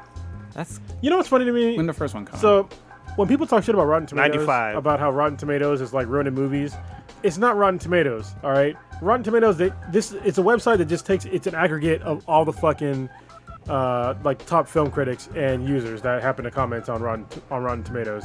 It's not their fault if something has a low score. yeah, it's true. It's the fault of the critics. So people always jump on Rotten Tomatoes for that shit. And it's like, Rotten Tomatoes does not rate films. They just give you like an average of like what everybody else is rating it and gives you like a number. So stop blaming Rotten Tomatoes. Blame the fucking shitty ass critics that give stupid ass scores to movies. Yeah, we didn't talk about that with the David Chapelle thing. Yeah. So Kind of apparently jumping back. it jumped up a little bit, but it was It jumped up a lot. Yeah, it was sitting at 0% for critics for like a couple days, probably like more than a week. It was only like 5 critics, and it was like really bad. And they were People like, were just scared to comment on it? Or? no, they're just being bitches. You know, they're just saying that, oh, you know, I came here for the truth. That's literally what one of the guys said. Let me bring it up right now. But then on Twitter, they're blasting him, saying that he was lazy, he wasn't cutting edge, he wasn't being creative. No, they're A lot of these critics are. No, I never go by the critics' review. I usually go by the audience. So the one of people. these critics People apparently had written about him. He was a PhD from the University of Texas. He said that he was lazy and he wasn't cutting edge. I don't give a shit. Is a PhD? Is a PhD in fucking comedy? No, I don't then need shut it. the fuck up. You don't need a fucking degree to make me laugh. Yeah. Well, let me see what I can find. So it's 9 critics so far, and it's sitting at 33%, and then it's 99% positive for the user score, and it's with 14,000 people. So shit. let me find the one that I was talking about. Oh, here it goes. Is it the National Review? Yeah, he said the set mostly misses the mark. And what is the mark? The truth. Chapelle remains one of the most vital and certainly among the most daring of stand-ups. His latest hour is a setback. Like, the mark is not the truth for comedy. The mark is to make somebody fucking laugh, you fucking moron. But like he was speaking the fucking truth. Like true shit that he was talking about was shit he was fucking talking about. But still, you shouldn't go to a comedy routine for the truth. Like, if you wanted the truth, you go to the fucking news. You know what I mean? That's what you should go to it for. But, I mean, he's writing for a news publication, so he should understand that, but he doesn't because he's a fucking moron. But yeah, so I guess the Rotten Tomatoes had it at 0%, but now it's at 99%. Since the audience have been able to. No. It was 99. It was 0% for the for the critics. For the critics, and now it's at 33% for the critics. So, but no, the audience didn't have an option to vote yet. I think that just got posted up today. Yeah. It keeps getting updated, but now it's like more and more people are like giving it. With 14,000 reviews, 99%. So I don't know why there's not that many critics. critic Yeah, that's why I was reviews, confused 'cause about there it. is. There's plenty of articles about him, like shitting on him. So, like if you look up Sticks and Stones right now, you'll see a whole bunch of like dumbass articles that don't make any goddamn sense. Like one of them said that Dave Chappelle is now part of the establishment. I'm like, fucking how? I don't get it. Yeah, they're saying, has Dave Chappelle gone too far? So I was just like, what? No, he hasn't gone too far. He can go way further. I wouldn't mind if he did. I don't give a shit. What's interesting, the first time I saw David Chappelle live, he was over at Shoreline, and he was like one of those comedy specials, and he actually didn't tell any jokes. He just fucking sat there and told stories. I mean, it was cool and all, but like, I was a little disappointed. I wanted to fucking laugh. Yeah, I didn't want stories. I wasn't ready to take it. I wasn't ready to go to bed. Make me laugh, clown. Yeah. Damn. The PC culture is going to be really mad because in 6 days, Bill Burr is going to come out with his special on Netflix as well called Paper Tiger. And he's going to shit all over the same people that Dave Chappelle just shit on, but in a much more angry white guy way. So that's going to be interesting to see. Bill Burr, he's one of my favorite comics of all time. Dude, he's so fucking funny. Yeah. The Monday morning podcast and on Thursday, he's a Thursday one too now, right? Yeah. They're hilarious. Him just this old white guy just ranting into the fucking microphone by himself. And it's funny because he's got a kid now and he's married to a black chick. That's right. Oh, he married that chick? I think she's hot too. Yeah, he's been married for like 5 years now. Okay. He's got a kid now, so. But it's funny. I remember the Sweetest and I were listening to his stuff on Amazon Unlimited, and we were coming back from LA, and he was saying, like, we literally listened to his whole entire stand-up, like his CD or whatever audio, But there was some shit he said on there that had me like I had to pull over because I was fucking dying laughing. It was so goddamn funny. But he's fucking hilarious. He's a really funny guy. Like one of my favorite things is when he talked about the whole I think I know what it was. It's when I think he did this on his HBO stand-up too, where he talks about the about the guy who he did tours in a helicopter. Oh, and yeah, that was so fucking funny. And he gave it to his fucking son, and his son's first flight out, some guy decided to commit suicide. And he like opened the fucking door to a helicopter and fucking jumped out. Dude, it's one of the funniest fucking bits ever because he talks about it from both sides, like the helicopter guy, like him bringing the guy up, and basically after when the guy jumps out, and then he tells the whole story from like the guy that decides to commit suicide on the helicopter, like his whole day leading up to it, like basically like him like, oh, I want to die because he was like in so much pain because he had some disease, and like basically him jumping out, he's like, oh yes, I'm finally gonna die, I'm so happy, and then he hits the water, bam, like he's still alive. He's still fucking. He's like, what the fuck? Shit, that's all bad. That shit's fucking funny. Yeah, he's like one of the most underrated comedians of all fucking time. Just do me a favor. If you listen to this podcast, just hop on YouTube and just Google or just YouTube Bill Burr and listen to some of his like best ofs or just some of it like his bits. He's so fucking funny. Yeah. And what's cool about his Netflix special, the one with the helicopter story, is that it was shot, or at least you watch it in black and white. Yeah. Which is kind of cool. Even though every time I go back to think about it, I always remember it being in color, but yeah, it's in black and white. But yeah, so jumping back to Bad Boys for Life. Yeah, I'm gonna see it. I like how they brought like a lot of the people back, like the captain, the police captain and stuff, the guy from The Matrix. And like the whole fact that Mike Larry is still fucking rich. Like how you gonna be a cop for so many fucking years and still be able to drive a fucking Ferrari? I don't know. Make them investments. They never really went over that story. Investments. No, because he already had his and he had like a trust fund. Trust fund, baby. Yeah. If you have millions, it's easy to keep millions. Well, yeah. If you invest right, you can even invest fucked up. You can still be a millionaire. I mean, you don't even got to really invest. You just buy a couple properties, a couple apartment complexes. Bam, you don't do shit with it. Well, you can be doing it well if you're driving a fucking Ferrari. He had we had a Ferrari, a Porsche. A few Ferraris, actually. He had a couple. I mean, going back, The Blind Side. If you all ever seen that film, the family that adopted Michael Orr, they bought restaurant franchises. They made money after that. They owned several franchises. All you got to do is pop in every 6 months and tell them what to do, and then just collect checks. You don't really have to do shit. It runs itself. Yeah. Another thing I learned from the Dave Chapelle show is that apparently I wasn't poor when I was a kid. I was broke. How were you live, Dad? Yeah, that was a good spit. That was a good bit. Yeah. But yeah, I think it's in today's PC cancel culture. Yeah, I think it's tough to be a comedian. Like, in order to be cutting edge and be out in the front, you're gonna have to make those tough choices. If not, you're going to be a soft comedian. It's not that hard. All right, so listen, this is the problem that I've noticed with most people that have a problem with Dave Chapelle and his stand-up routine. A lot of these motherfuckers, they just read what he said, and they said, oh, this is offensive to me. They didn't actually watch his special. Yeah. They're not fans of Dave. They're not even fans of fucking comedy because they're boring fucks. They don't actually know what's funny. So for comedians like Dave Chapelle, this is no problem at all. What it's a problem for is a comedian that's maybe like, oh, I don't know, they're kind of wishy-washy, and they decide to cater to the PC culture, and they decide to like change their bits. Don't do that. Just double down on your shit and just keep doing what's funny. What makes you money. Dave Chappelle's never gonna have a problem with that. Bill Burr's not gonna have a problem with that. Shit, fucking Joe Rogan's not gonna have a problem with that. Like most mainstream, not even mainstream, just most comedians that pull down a decent amount of money, they're not gonna change their bits for the PC culture. Like all the people I just talked about, Dave Chappelle, Bill Burr, Joe Rogan, all these other, like a bunch of other really funny comedians, they don't even do like college shows anymore because it's the same deal. Like the PC culture is so bad there, they're just like, fuck it, we just won't do it. First of all, they don't get paid shit for them, you know, and second of all, like they keep getting all this shit for no fucking reason for people that don't even have fucking developed brains yet, you know. So it's like, why even go through all that shit? Just make your money. Dave Chappelle's not gonna go broke after making this. He already got paid. Yeah, he got paid $60 million for 3 bits. I don't know what it got paid 3 for shows. this current one. 3 shows. 3 shows, yeah, 3 comedy shows, $60 million. crazy. Netflix paid that cash, cha-ching.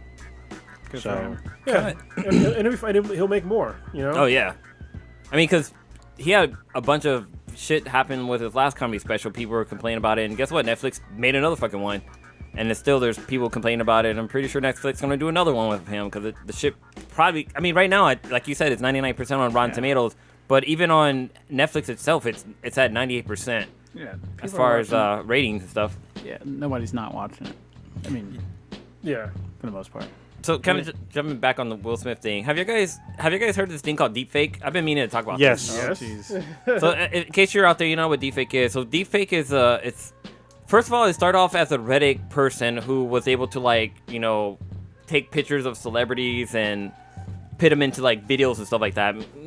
This happened first in porn, by the way. Porn, basically, yeah, porn. But so I guess somebody started developing software that allows you to take images of basically celebrities and put them anywhere you want, and that's why it's called deepfake. But I'm watching a video right now. So if you didn't know, Will Smith was originally, or he was casted to be Neo in the Matrix franchise. So somebody went and posted a deepfake of Will Smith as fucking Neo in the Matrix, and it's pretty good. It's kind of weird because he still has Keanu Reeves' hair, but it's like it looks. There's no like weird edits or cuts or anything. It looks like fucking Will Smith. It's like a blend between Will Smith and Christopher Keanu Reeves. No, Yeah. The crazy deepfakes is when you can make somebody say anything you want, Yes. right? Because if anybody that's been on this podcast, like all the main cast members, we've had enough audio out there for a computer program to go out there and basically replicate our voices to make us say whatever they want, and that shit is fucking scary. But they can do it. You know, But like they can do it. with celebrities, since they're in like so many movies and TV shows, and there's so many pictures out there, they can take those images of them and put into this program, and it will stitch everything together to make it look like that celebrity making certain even with like the lighting and stuff. It's fucking trippy. Yeah, Well, I believe I it's can show one. it's AI based. Yeah, it's it? AI not- based. I'll show you a deepfake because I mean this one's already got demonetized anyway. So if you But look at we'll show. I wonder if that goes If you hand look in on- hand with that aging bot thing that everyone was throwing their oh, fucking real, faces right? possibly. Russia. And we got an election coming. Yeah. So we have election there's a coming. deep fake of Amy Adams and it's Amy Adams from Man of Steel deep faked with Nicolas Cage. It looks fucking I think scary. one of the most popular deepfakes is with Nicolas Cage. Like people put Nicolas Cage in fucking everything. I saw I think a really big popular deepfake was Harrison Ford's face in Solo. So they put his face over Eldridge. All right, here we go. This is a deepfake of Nicolas Cage. It's a compilation of Nicolas Cage doing deepfakes. So, Oh man. are y'all ready for this nonsense right here? So for those of you listening via audio, it's going to be, Then I guess let's- we're going to have to describe as best we can. Well, no, they'll be able to hear it. They'll know what this is from. Oh. You're looking well, Jean-Luc. Rest. Holy shit. Oh my god. that's crazy. How can there be an order to abandon the Prime Directive? Oh my goodness. Oh, it's not his voice though. Not indigenous to this planet. It's a little Never meant wonky. To be immortal. A little, but Simply be restoring enough them to their pass. natural Mhm. evolution.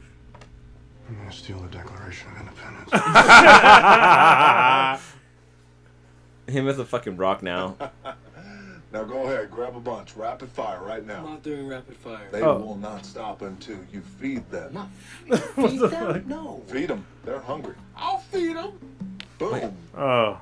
Where the fuck is this one from? This is from Journey to the Center of the Earth. Oh, that's right. Now go ahead, grab a bunch, rapid fire right I'm now. not doing rapid fire. They will not stop until you feed them. Not feed That's a them? bad one, No. though. Yeah, this one's bad because his face is I'll flickering. feed 'em. Oh. These aren't good ones though. Nah. Yeah, these are terrible ones.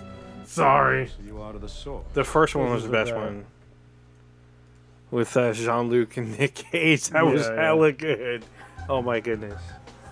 But yeah, that's deepfakes. And like there's like a lot of celebrity porns out there you can find that are deepfakes. But Oh yeah.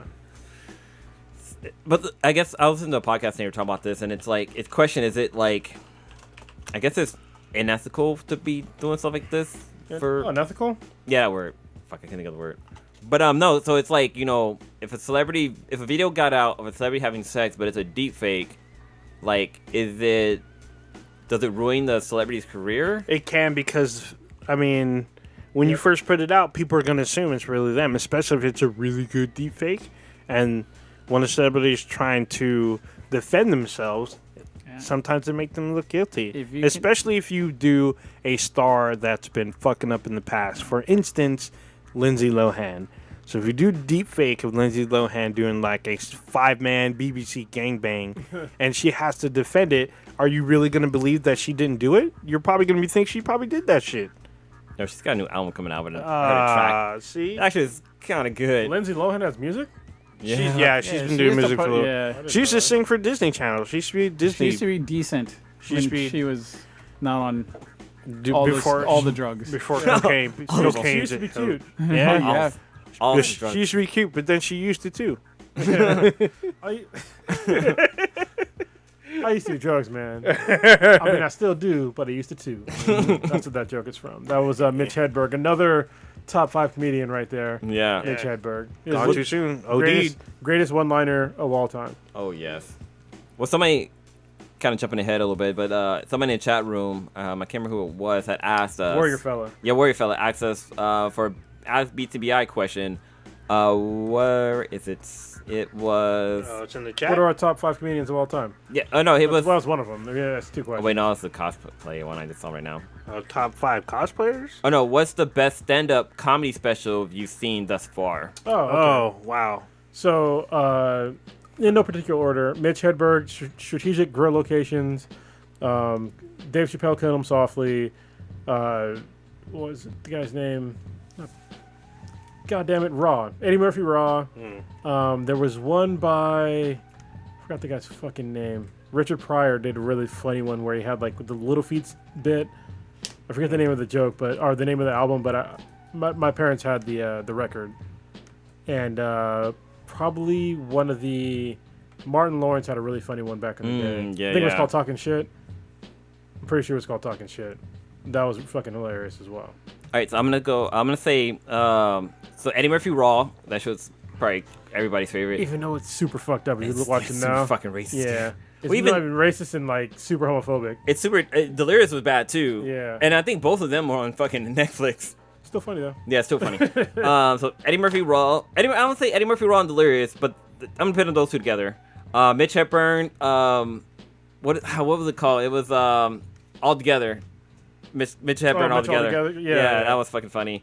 I would say, like you said, Kill 'Em Softly by Dave Chappelle. I'm gonna say, I don't want to say his name, but fuck. Bill Cosby had a really funny fucking stand-up too. Oh, Bill Cosby himself? Yeah, that one's pretty fucking funny. Good. And I'm gonna say, I think Eddie Griffin's like Black and Purple, I think it was called, was fucking funny as hell too. And there's probably one of Bill Burr that's in there for me too, but I can't remember a specific name of like his stand-up. But he's definitely one of my top 5 stand-up people of all time.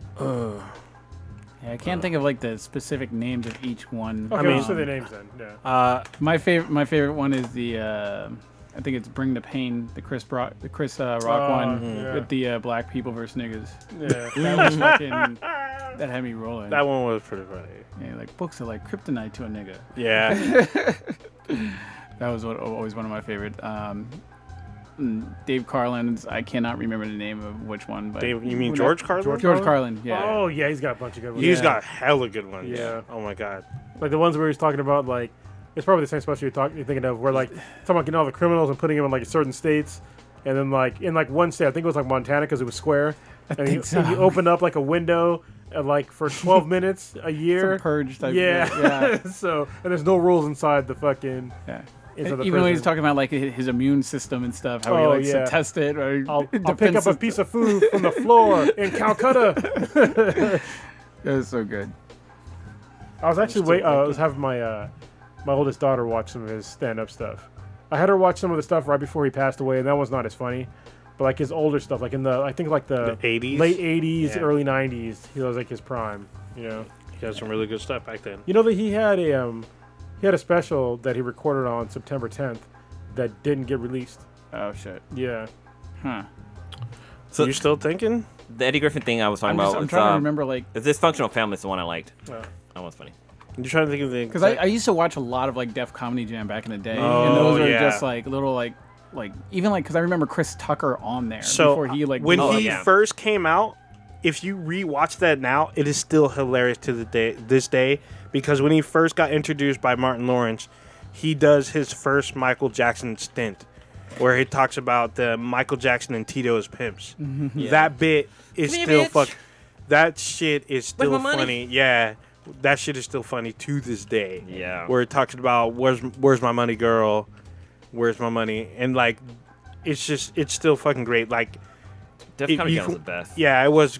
I mean, a lot of people were on there. Like Bernie Mac was on there back in the I forgot, day yeah. when he came out. I mean, that Who was the guy that passed away? I- Robin even should- Harris was Robin a good Harris, one. yeah. because he introduced the world to Bebe's fucking- kids. He was great back in then. You know, I'm back gonna in the day. I'm gonna erase Bill Cosby off my list. Robin Williams, straight from Broadway. Oh yeah, That shit was funny because I've never seen Robin Williams talk so fucking dank in my life. Like he talks about some crazy ass fucking shit. It was fucking hilarious. So if you haven't watched that, check that shit out. I think Dude. it was like one of his last stand-ups. back in the day, in like the late '80s, early '90s, they were doing. HBO used to air Comic Relief. It was a 24-hour Like comedy marathon. stints. So each comedian from like all over the world had half-hour stints. Some of them were being introduced, and a lot of them were big names. Like back in the day, there was Robin Williams, Whoopi Goldberg, Jerry Seinfeld. Like a lot of people were on this circuit back then. I remember there was a comic on there. I stayed up just to watch him. It was Charles Fleischer. He's actually, most people remember him as the voice of Roger Rabbit. He does amazing impressions. He was hilarious. He's still funny. Nice. He's really great. Obviously, Eddie Murphy Raw. That was a great one. Probably almost anything George Carlin did the last couple of years were very political, but not as funny. But he was still on point with his stuff. If you go back and watch his stuff now, you know what's hilarious is like he's been talking about shit that was like way ahead of its time. Yeah. It holds up. Yeah, it still holds up. So George Carlin was the first person. I think he was the first one to introduce the masses to the acronym NIMBY, not in my backyard. He does a whole stint on that, and it still holds true to this day. It's hilarious. And then I think when Chris Tucker first came out at Def Jam, that's like comedy gold right there as well.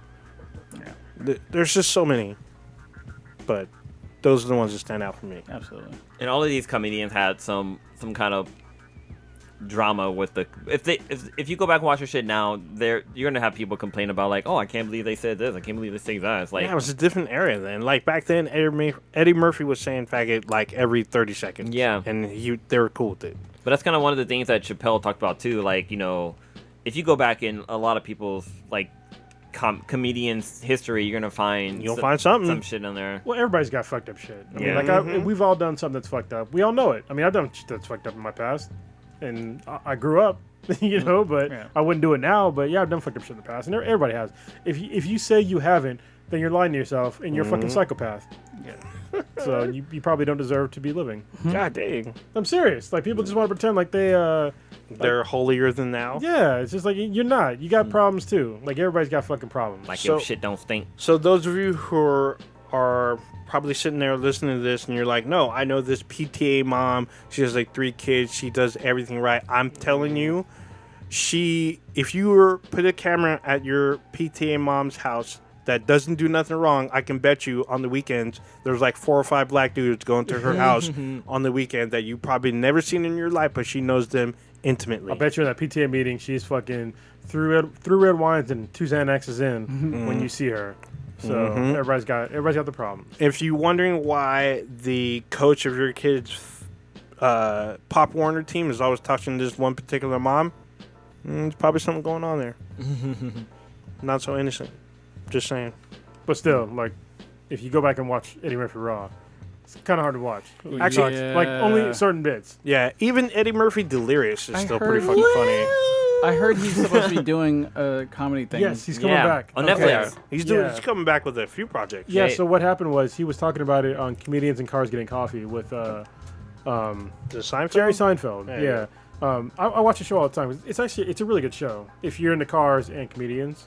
Wait, was it with Jay Leno or with Jerry With that- Seinfeld? Jerry Seinfeld. That's who does Comedians in Cars Getting Coffee. It's with Jerry Seinfeld. He's the Okay. host. Well, no, because I know Jay Leno's got a thing called something with cars or some shit like that. So I was. Oh, he has his own like car show. But basically, Yeah. if y'all even know the premise of his show, Comedians in Cars Getting Coffee, is that he takes comedians or people. It's usually comedians, and I'm pretty sure 100% comedians. Yeah, I think that most of them are all comedians. Yeah. So what he does is he picks a car that he thinks best suits a certain comedian's personality, and he picks him up in that car. And they go and have coffee and like probably a meal or something like that. And they just bullshit for the episode. But he did one with Kanye though, right? I don't think so. Yeah, I thought it was like Maybe he did. I don't know. But they're really good episodes. But he had one on with Eddie Murphy. It's like one of their longer episodes. And during the episode, I was like, Eddie Murphy still fucking got it. Like he's still funny. I'm just like, why isn't he doing stand up anymore? And they, He's got 15 kids. Yeah. Well, he actually he talked about coming back to doing stand up, and then like sure enough, a couple days after that aired, he's coming back, and he got a deal with Netflix because Comedians in Cars Getting Coffee is now on Netflix. It used to be on like Vudu or some shit like that or some other station, but so we got a deal with Netflix to come and do some specials with Netflix. That'll So be it should good. That'll be really funny. to Well, see. it'll be interesting to see like what he does. 'Cause I'm pretty sure I know why he stopped doing comedy, because he had kids and like his comedy was real fucked up. He said he like even the cursing stuff, like he completely switched out like his movie roles that he was doing. He's just doing like all like kid movie Shrek and I forget that other one where he's the Ghost Dad and all that shit. the space pirate. Oh, guy. Pluto. Yeah. Oh, Yeah. forgot about that film. That film tanked. But we talked about this last week. There's a bunch of films that he was in that are kind of forgettable. Dude, how many shows on Netflix does Marlon Wayne has? Holy shit. I know, but I I know don't find him funny. Eddie Murphy's coming back to host SNL. Yes, I Yeah, did see that. he's like a resurgence of his career. Yeah, I think it's he's supposed to do that like December like 23rd or something like that. Like I know it's in December. I can't remember when. I'll It's tune before in and Christmas. watch that. I don't normally watch Saturday Night Live. Me neither. But I would tune in to watch that. I mean, Saturday Night Live had a huge ratings bump when Chapelle hosted SNL. Yeah. And he was able to come in and like do his skits from his Chapelle show, which was crazy. When The Rock goes on there, it's pretty funny too. The Rock cracks me up. Oh, when The Rock did Bambi, like Bambi Part 2, that shit was yeah, that's hilarious. funny. Oh my god. I thought it was hilarious. But yeah. Should we move on? Did you guys talk about the Joker trailer last week? Or Of course we did. Yeah, The yeah. Oathbreaker was here. So what did you think? I'll go watch it and everything. I mean, what sort of throws me off is like the director made these comments or whatever, saying that like he did not take anything from the comics when he was making this movie and everything. So I've been on Oathbreaker's neck about how he's ride or die for this movie. When the director is just like, yeah, I didn't use anything from the comics in what I created my vision for the Joker, which I was like, you shit on Spider-Man nonstop when there's one thing off from the comics in that, but you are ride or die. It's more than fucking- just one though. Well, just outta him in general. But if the director himself says, I didn't use anything, and that is, I think it's Todd Phillips' director. That was Let's- his fucking okay, quote. Let me bring up one thing though. Okay, we had similar thoughts about Patty Jenkins directing Wonder Woman, so I think we should just reserve our opinions until we all see it.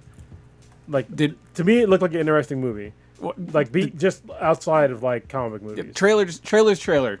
That's completely understand. But my whole thing was the director said this specifically. Yeah, let's talk about Wonder Woman, because Patty Jenkins was like, "Oh, I'm gonna make her a compassionate Wonder Woman," and we were all like, "No, she needs to kick ass." In the movie, she was kick ass. Like she did a good job. So, like, I'll reserve my judgment. Obviously, this guy is not fucking Patty Jenkins. It could be a terrible movie. You're totally right. I don't know. Is a well put together trailer for me. As far as like direction, it's going in a different direction than most comic book movies. Like I know where you're coming from, because like when I saw the first trailer, I was like, this ain't my fucking Joker. Like there's no taste, flavor, or anything of the Joker in it. But the second trailer had me a little hooked, just because it kind of seemed like he was doing more Joker-ish shit, as far as like origin story goes with the Joker. I mean, because the director can say up and down like he didn't pull anything from the comics, but he had to pull something if he was going to be doing a fucking Joker. Like there's got to be some. I don't get why would you even on. say that? What do you? Probably trying to be interesting. It's like saying that I'm going to make a movie about Zeus, but I never was into Greek mythology. Yeah, exactly. It's like this doesn't make any sense. Like you have to know about this character to be able to make a movie, unless it's about a guy who decided to become a fucking comedian or some shit like that. But even then, that's the fucking Joker. Yeah, and then it was. Did we guys talk about how I guess people are trying to latch on and saying this is going to be the new white male fucking hero or whatever? As if that sort of violence didn't exist before this movie. Right. We just had shootings the other day. That's why some white guy was in his 30s. Yeah. Fuck out of here. It wasn't because of the Joker. They're so fucking stupid. People are so stupid. It's fucking hilarious. Call to arms or some shit. The shooting that happened in Louisiana, was it Louisiana? The one that happened in the movie theaters? Probably. I mean, there's. The one that Aurora. That was Aurora. Yeah, the one wasn't that was during a Batman movie, right? Yeah, the premiere of the.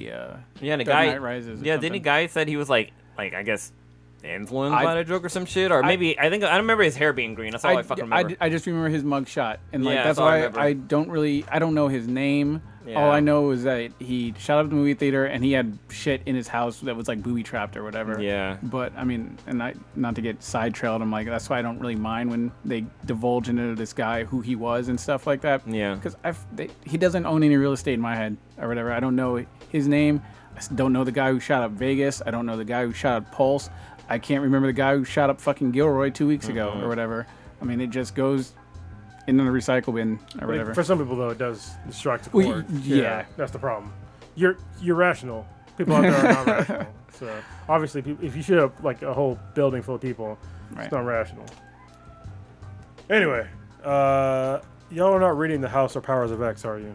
No, it looked pretty good. But I mean, I only saw the cover art and stuff like that. But you need to read pretty it. Fucking dope. Need to read it. It's book.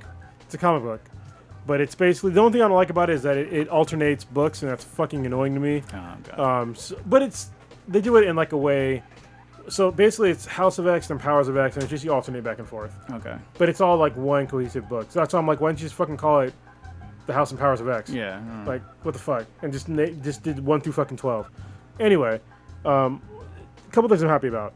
First of all, the story's excellent. It's probably the best. Yeah, it is. Right now, it's the best Marvel story that there is, hands down. And second of all, it's a Hickman book, Jonathan Hickman, and it's on fucking schedule. So Jonathan Hickman in the recent past has had a lot of books that have been way off schedule. I'm looking at you, Black Monday Murders, and fucking Dying in the Dead. Like, those haven't finished, and I have no idea when the next ones are coming out. It's fucking awful because I love those stories. And the same thing with East of West. Like, it's very off schedule. Like, I know they're coming, but it's like maybe every month, maybe. Yeah. I don't fucking know. Right. But this one is on schedule. Like, when I saw them put out like in the back of the book, like when they're gonna come out, I was like, oh, they're not gonna do that shit. But they're literally on time. But if you're an X-Men fan, this book is for you. It's basically a story of how Xavier and Magneto come together and decide to make their own mutant nation. And then basically, and it's on like multiple, like even different planets. Like they're just kind of like, fuck humanity. We're gonna be our own like sovereign nation, and y'all can't fuck with us. And basically, like, I think it was like the first issue where they just kind of threw the gauntlet down. It was like, look, we're gonna do this, and if you don't like it, we're our own sovereign nation. If you want to fight us, then fucking come at us. Right. So, and it's really interesting because I don't know if it's a new character because I haven't been into like X-Men in a while, but Moira X is apparently a mutant that has, I don't want to say the power because if you haven't, actually no, fuck it, that comic's been out for a while. Moira X is a mutant that has a mutant power to where she dies, she gets basically reincarnated and comes back at pretty much the same timeline. So if she was born in like 1963 and she gets killed in 1993, she goes back to 1963 and gets born again. Oh, wait, what the? Wow, that's And great. So how does that? So she basically relives her life again? Yeah, but she can change what she does in her life. But how does that affect like her doing shit in fighting and? Yeah, so what it becomes a big deal is because there's a certain event that's going to happen in the future for like mutants and humans to where all mutant kind is going to get wiped out. And so she's trying to figure out a way of like a different combination of how to not get the mutants all wiped out. And so she it's can only just- travel back in time when she dies. Yes, she has to figure out like who do I ally with that's a mutant, or who do I try to kill that's a human, and how do I get around like this problem. And so she ends up like trying different, and it's cool because like the way Hickman does like his really good books is that he has like these whole pages that are not an actual comic, but it shows like literal timelines or literal just texts or literal just like explanations of like things. Like he has literally like 3 or 4 pages dedicated to just like the Krakoan language, which is like the mutant language. Okay. So the Krakoan language, like you can only learn if you go to the nation of Krakoa, which is like the mutant nation. And there's like a certain being that imprints the whole language on you that nobody else can understand. And so he does like a thing where like he shows like this woman's whole timeline where it's like more than 10 times of her like living and dying and trying different combinations out with like, okay, well I see now that, you know, my normal life didn't work. They figured out I was a mutant. Or she didn't figure out she was a mutant. She like lived her whole life and fucking died as an old lady with kids. And then she got born again. But she retained all her memories. And she's like, oh, am I a mutant? And then she dies again after like a certain amount of time. And she's like, well shit, I am a mutant. Like, who can I help? And then she figures out like, you know, Professor X, then Magneto, Apocalypse, all those other people, and they all end up like the same fate. Like they all end up like dying. And she's like, how can I fix like this mutant problem of like us all dying? And it's like her combination of like, do I help Magneto? Do I try to get Magneto and Professor X to help, you know, each other? Do I get Apocalypse to help everybody? You know, like what do I do? And it's like, it's a really, really good story. Okay. It's really definitely worth reading. And it's last issue, which I'm not going to talk about at all, but I didn't see shit coming, and it's real fucked up. And it's issue 4 of like the House of X. So Okay. I'm trying to see if it's on my Marvel Unlimited app. it should be, I hope. Sometimes it comes out a little bit like later. delay? Yeah. When you said the House of X, I thought it was like the House of Lex Luthor. Oh no, the House of Lex. No, it's House and Powers of X. If you want to borrow my comics, I could probably grab them from somewhere, but you got to give me like a week because I got to find them. Because I know I have the House of X number 4 like out, but I don't have the other ones out. I think you probably need to build another Infinity base to hold all your comics. For real, it's getting ridiculous. Yeah. Like a gun locker Well, once you get transformed into a comic locker. Well, so we're gonna work on the Infinity base. Glad you brought that up. Over the weekend, me and my father-in-law and I guess Blue's gonna help me in the morning. Yeah, I'll be there in the morning. So we're gonna try to get some more of the walls done, but I need to get because I need to get shit in that fucking other place in the Infinity base because my house is getting cramped. I'm having way too many comic books right now, and nothing's like organized. But I need to get it finished, and we had a setback for like basically like 2 months, but now it's done with, and we'll get back to like getting it finished. So we're real close to getting it done. Yeah. Real close. We've each put in some time into it. Yeah. So it's good. I would say it's probably like 80 to 85% done. Mm-hmm. Yeah. Nice. Anyway, anything else? I need to borrow your table saw one day. Or at least I guess I can bring the wood here to Table saw saw. it. Oh, The table chop saw? saw. Yeah. I thought you said table salt. I'm like, bro, you can't buy salt? It's a chop saw. Yeah, that's pretty good. I need to cut some wood. Speaking Of wood? no, Oh. anime. Did y'all see this about Funimation? About what happened to Dragon Ball Z's voice actor stuff? I did not. So apparently, there's been some audio file that's been leaked. I don't know who leaked it. Apparently, no one knows as of yet, or at this time. But there's a audio file showing the voice actors at Funimation in the studios making homophobic, incestual, and racist comics in the Dragon Ball Z characters. It's leaked out into the net, and it's been causing a huge stir. People are calling like maybe these people should be fired. Like, what's going on? There's been unless like this popped off. I want to say Thursday, Friday-ish. It's been all over Twitter. There's been articles already. Y'all haven't heard about this? No, that's the first time I'm hearing about It is it. out there. Yeah. So these were the actual voice actors. voice actors doing English English dubs. English dub. So, and apparently this comes after the heels of like one of the voice actors now I'm trying curious. to sue them. Hold on. I want to hear it now. With our training regime.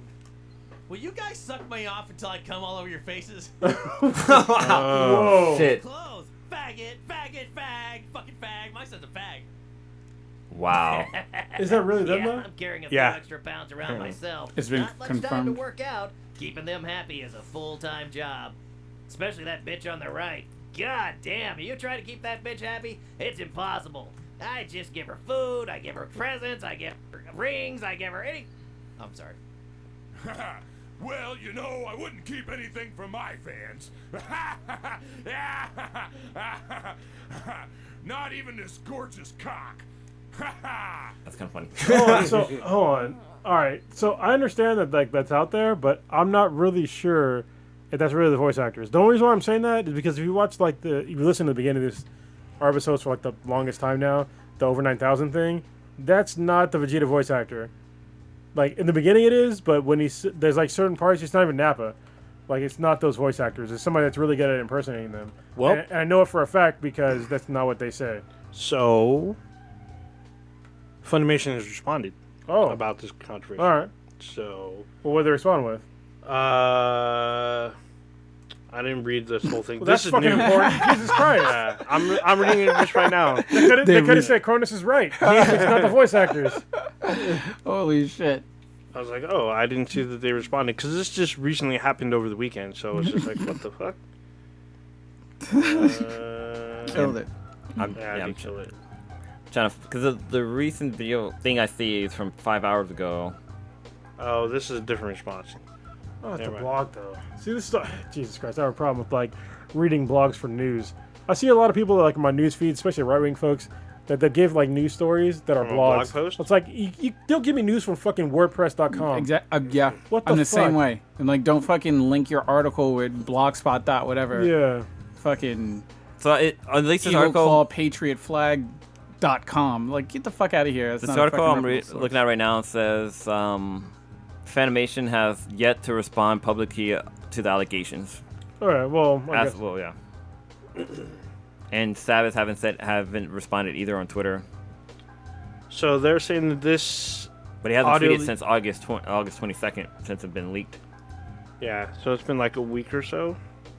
So they're saying that this is on the heels of the company amidst a legal battle with voice actor Vic Magnoga, who cut ties with them after reports of sexual misconduct. I mean, I hope it's not true. Yeah, me too, but because I don't know. But I've seen there's a lot of people that seriously are really good at doing impersonations. Like I literally said, our intro is an impersonation of Vegeta and Nappa. There's literally a YouTube channel called Dragon Ball's Bigot. I can't remember how it's pronounced, but they basically take clips from Dragon Ball Z and like shorten it down, but they like change the audio a whole lot, and it's so fucking funny. Shit, what is it called? Let me see. It's called Dragon Balls. I have no idea. It's a really popular YouTube channel. And they go through each episode and they break it down to like a different abridgment. That's what it's called. Oh shit! Dragon Ball abridgment. Abridged? Wait, fuck. Abridged? Yeah, abridged. And it's fucking funny. If you go back and if you go to watch it, it's really fucking funny. Like there'd be a scene where Goku meets his real brother for the first time, and he's like, "No fucking way, you're my brother." And he's like, "I am your brother, Kakarot." And it's just fucking funny. You should check it out. But yeah, anybody can dub the voices, but we'll wait and see what Funimation says. Well, like I said, I hope it's not true. I hope it's not true either. But some of that shit was funny though. Yeah. All right. Y'all want to wrap it up? Do we cover everything? That far in. I mean, did we miss something? We got time if you want to talk about something else. Double check the list because I did not. Well, we don't need to stretch for time. We don't, but I'm just wanting to make sure if we covered everything that we want to. Well, there's one thing that's been on here for a while we haven't talked about. So apparently there's been a petition, which I signed by the way, of Joe Rogan hosting a debate for the presidential candidates, which I'm fine with, but it'd be a long ass fucking debate. Aren't the debates long to begin with? No, the debates are fucking bullshit. debates are so fucking. I mean, as far as like overall time, yeah, I guess they're like an hour to 2 hours long. But as far as like the amount of time that people have to talk, it's fucking nonsense. They get like 30-second sound bites. Like I don't know if you guys are paid. Any of you guys watch the actual debate? No, I just I watched saw, like, the bits and pieces or yeah, like the clips like after the day broken when people down- cut them up. Yeah. Well, that's what they do them for. It's for the Abridged, clips. yeah. Like I watched the actual debates, and it's just like, it's such a ridiculous concept. Like you can't talk about all your things that you're gonna want to talk about in like 30-second sound bites. It's fucking dumb.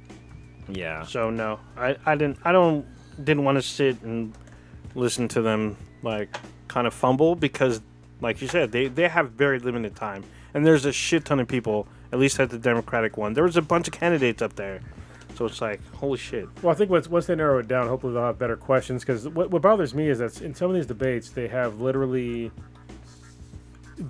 an agenda. Like CNN did it really bad last time, where like they tried to get people to attack each other, and it's just like, why are you trying to get them to attack each other? Like, just have them talk about their policies, and that should be it. Yeah. That should be enough. That's like some high school shit. You're trying to get the two people like to talk shit about each other. Oh, we talked about your mama. And it's just like, dude, like for real? Like what the fuck? I'm gonna extend lunches, but lower study time like your dad's penis. What the fuck? I don't know. Anyway, we will end on that, I guess. Yeah. I kind of want to talk. I mean, Breaker of Oath isn't here, but I really wanted to talk about this fucking Demon Slayer shit because we can talk about it. This anime is every episode is just fucking fire. Wait, what's this about this bartender shit? What bartender? Oh, sorry, shit, I almost forgot. Oh, let's go we'll talk back. about Demon Slayer in a second. So this is a shout out to a guy named Clay the Bartender. He's on YouTube as Clay the Bartender. He hit us up on not on YouTube, but on Instagram. Instagram, yeah. Okay. He's on Saw that. Instagram.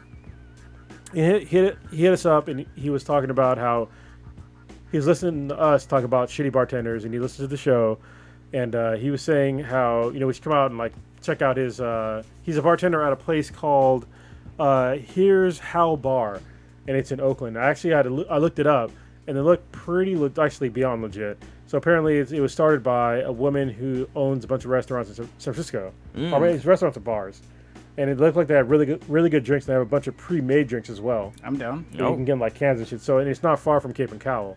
So there's some stuff I want to do. We'll talk about like kind of after the podcast, where I want to do some events with this guy, having him as a bartender, and like do like a sort of like get to know us better and like chill out and stuff, or hopefully getting something together with like Cape and Cowell and having like drinks and comics or something like that. So. Well, like I had my little spinoff I wanted to do. It's called Drunk Blues Adventure. But I never really got around to really doing it. But like I had bars like down for me to come there and film like me talking to the bartenders and drinking and shit like that. But yeah, just too much. I don't think I can handle all that drinking. Well, and also having him like when the Infinity Base is done, like having him come out and then just like show how to make drinks. My question is, how do you make your old fashioned? Yeah, I literally, as you said that, I pulled up that photo. Okay, it looks pretty good. I am gonna be there tomorrow.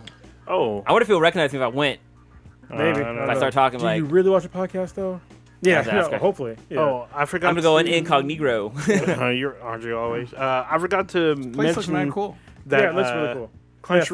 Crunchroll Expo. I ran into YouTube, like I guess sensation King Vader.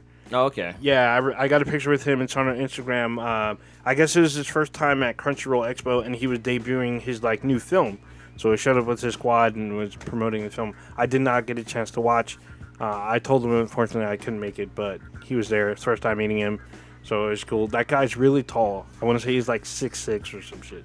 He's pretty fucking tall, but he was cool. He was a cool guy. I've only met like one YouTuber like in person. Like there's a YouTube channel I watch called Domix. He does animation, and he's a huge anime fan. Like some of the animes I've recommended stuff he's recommended, and I watched it. I was like, okay, this is fucking good. Like Eraser was one of them, but I met him in person, and sometimes it's weird meeting celebrities in person. It's like sometimes. I mean, he's not like it's weird because like I don't see him as a celebrity since he's just on YouTube. But like he's a celebrity in like a sense of the word. But it's like because I guess I'm part of a different generation where celebrities is like people see on a movie screen. Yeah. Where he's like a guy he's making videos and stuff like that. Yep. Well, but it was still really cool and like I love his content. It's so fucking funny to watch. I totally understand where you're coming from. It's like weird because people are like a sensation on YouTube, which has millions of videos of like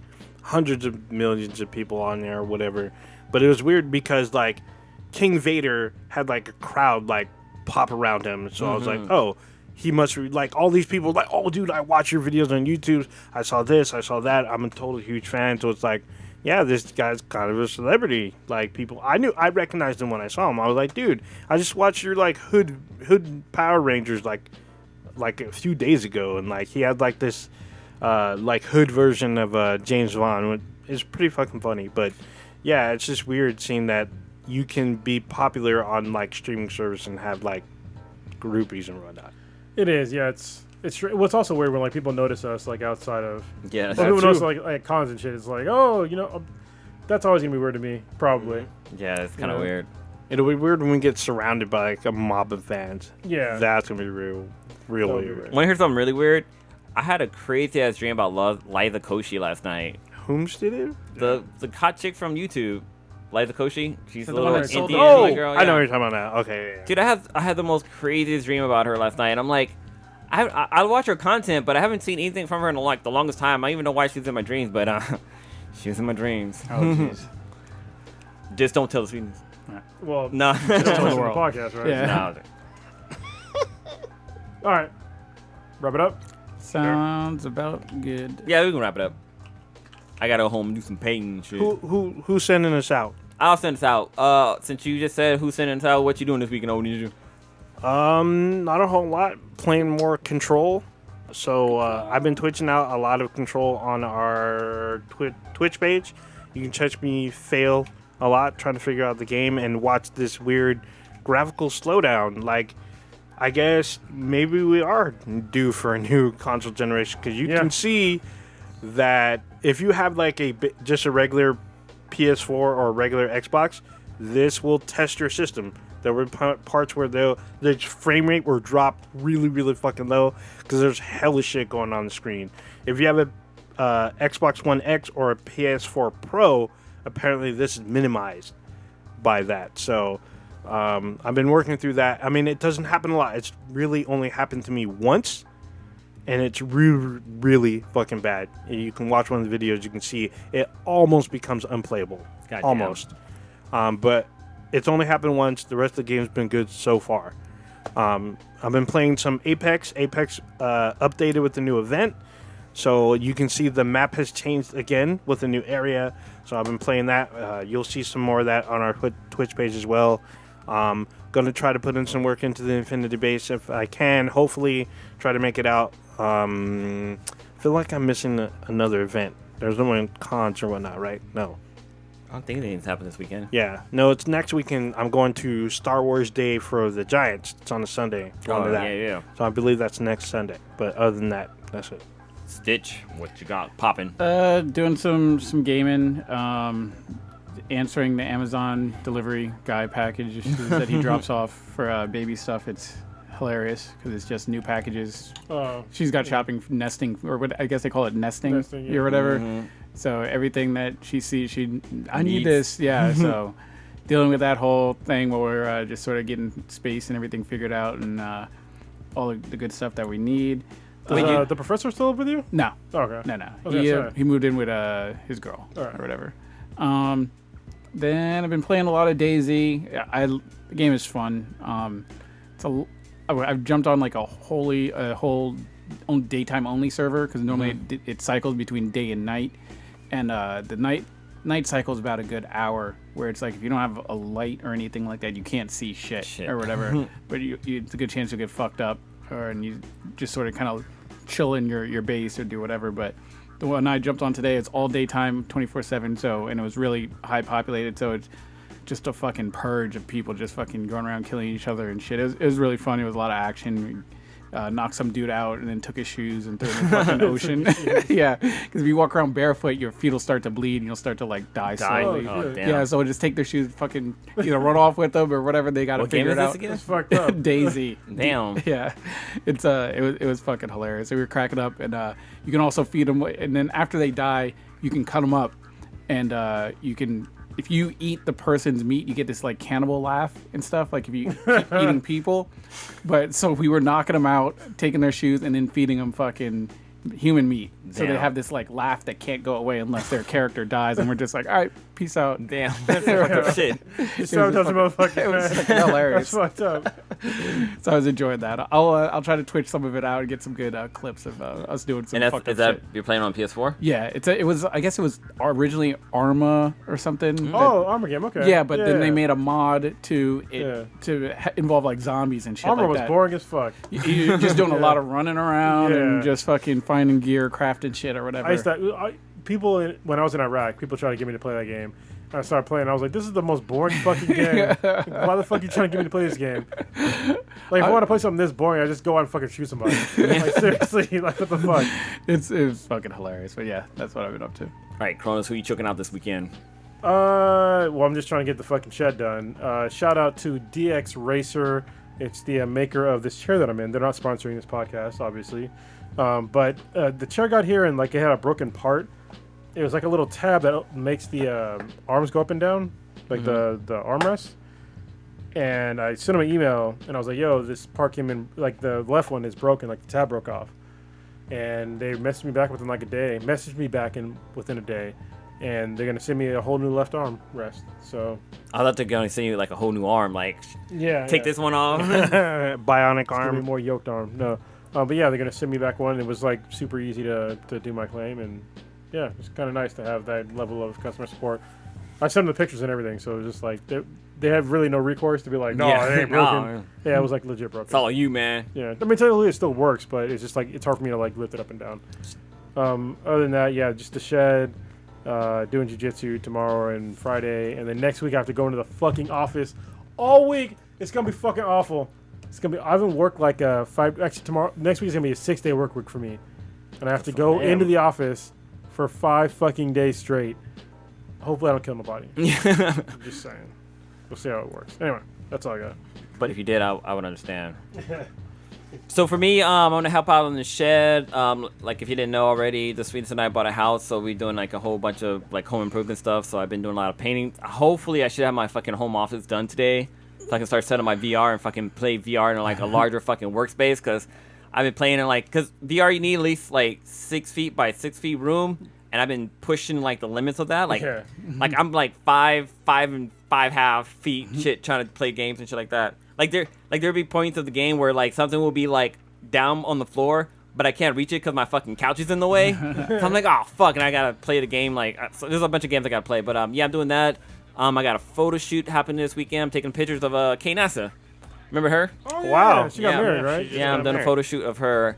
And yeah, other than that, probably drinking and home improvement. Yeah, there you go. Drunk Blue out there. Take us out of here. Over to you. All right, check us out on the internet. We are Black and Black times Infinity.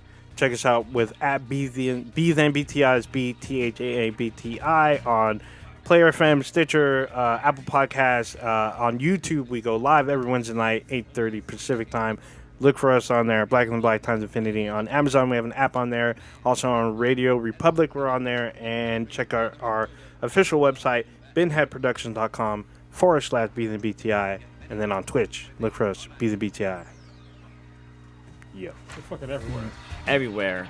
Google us. They know. Know about us. They know.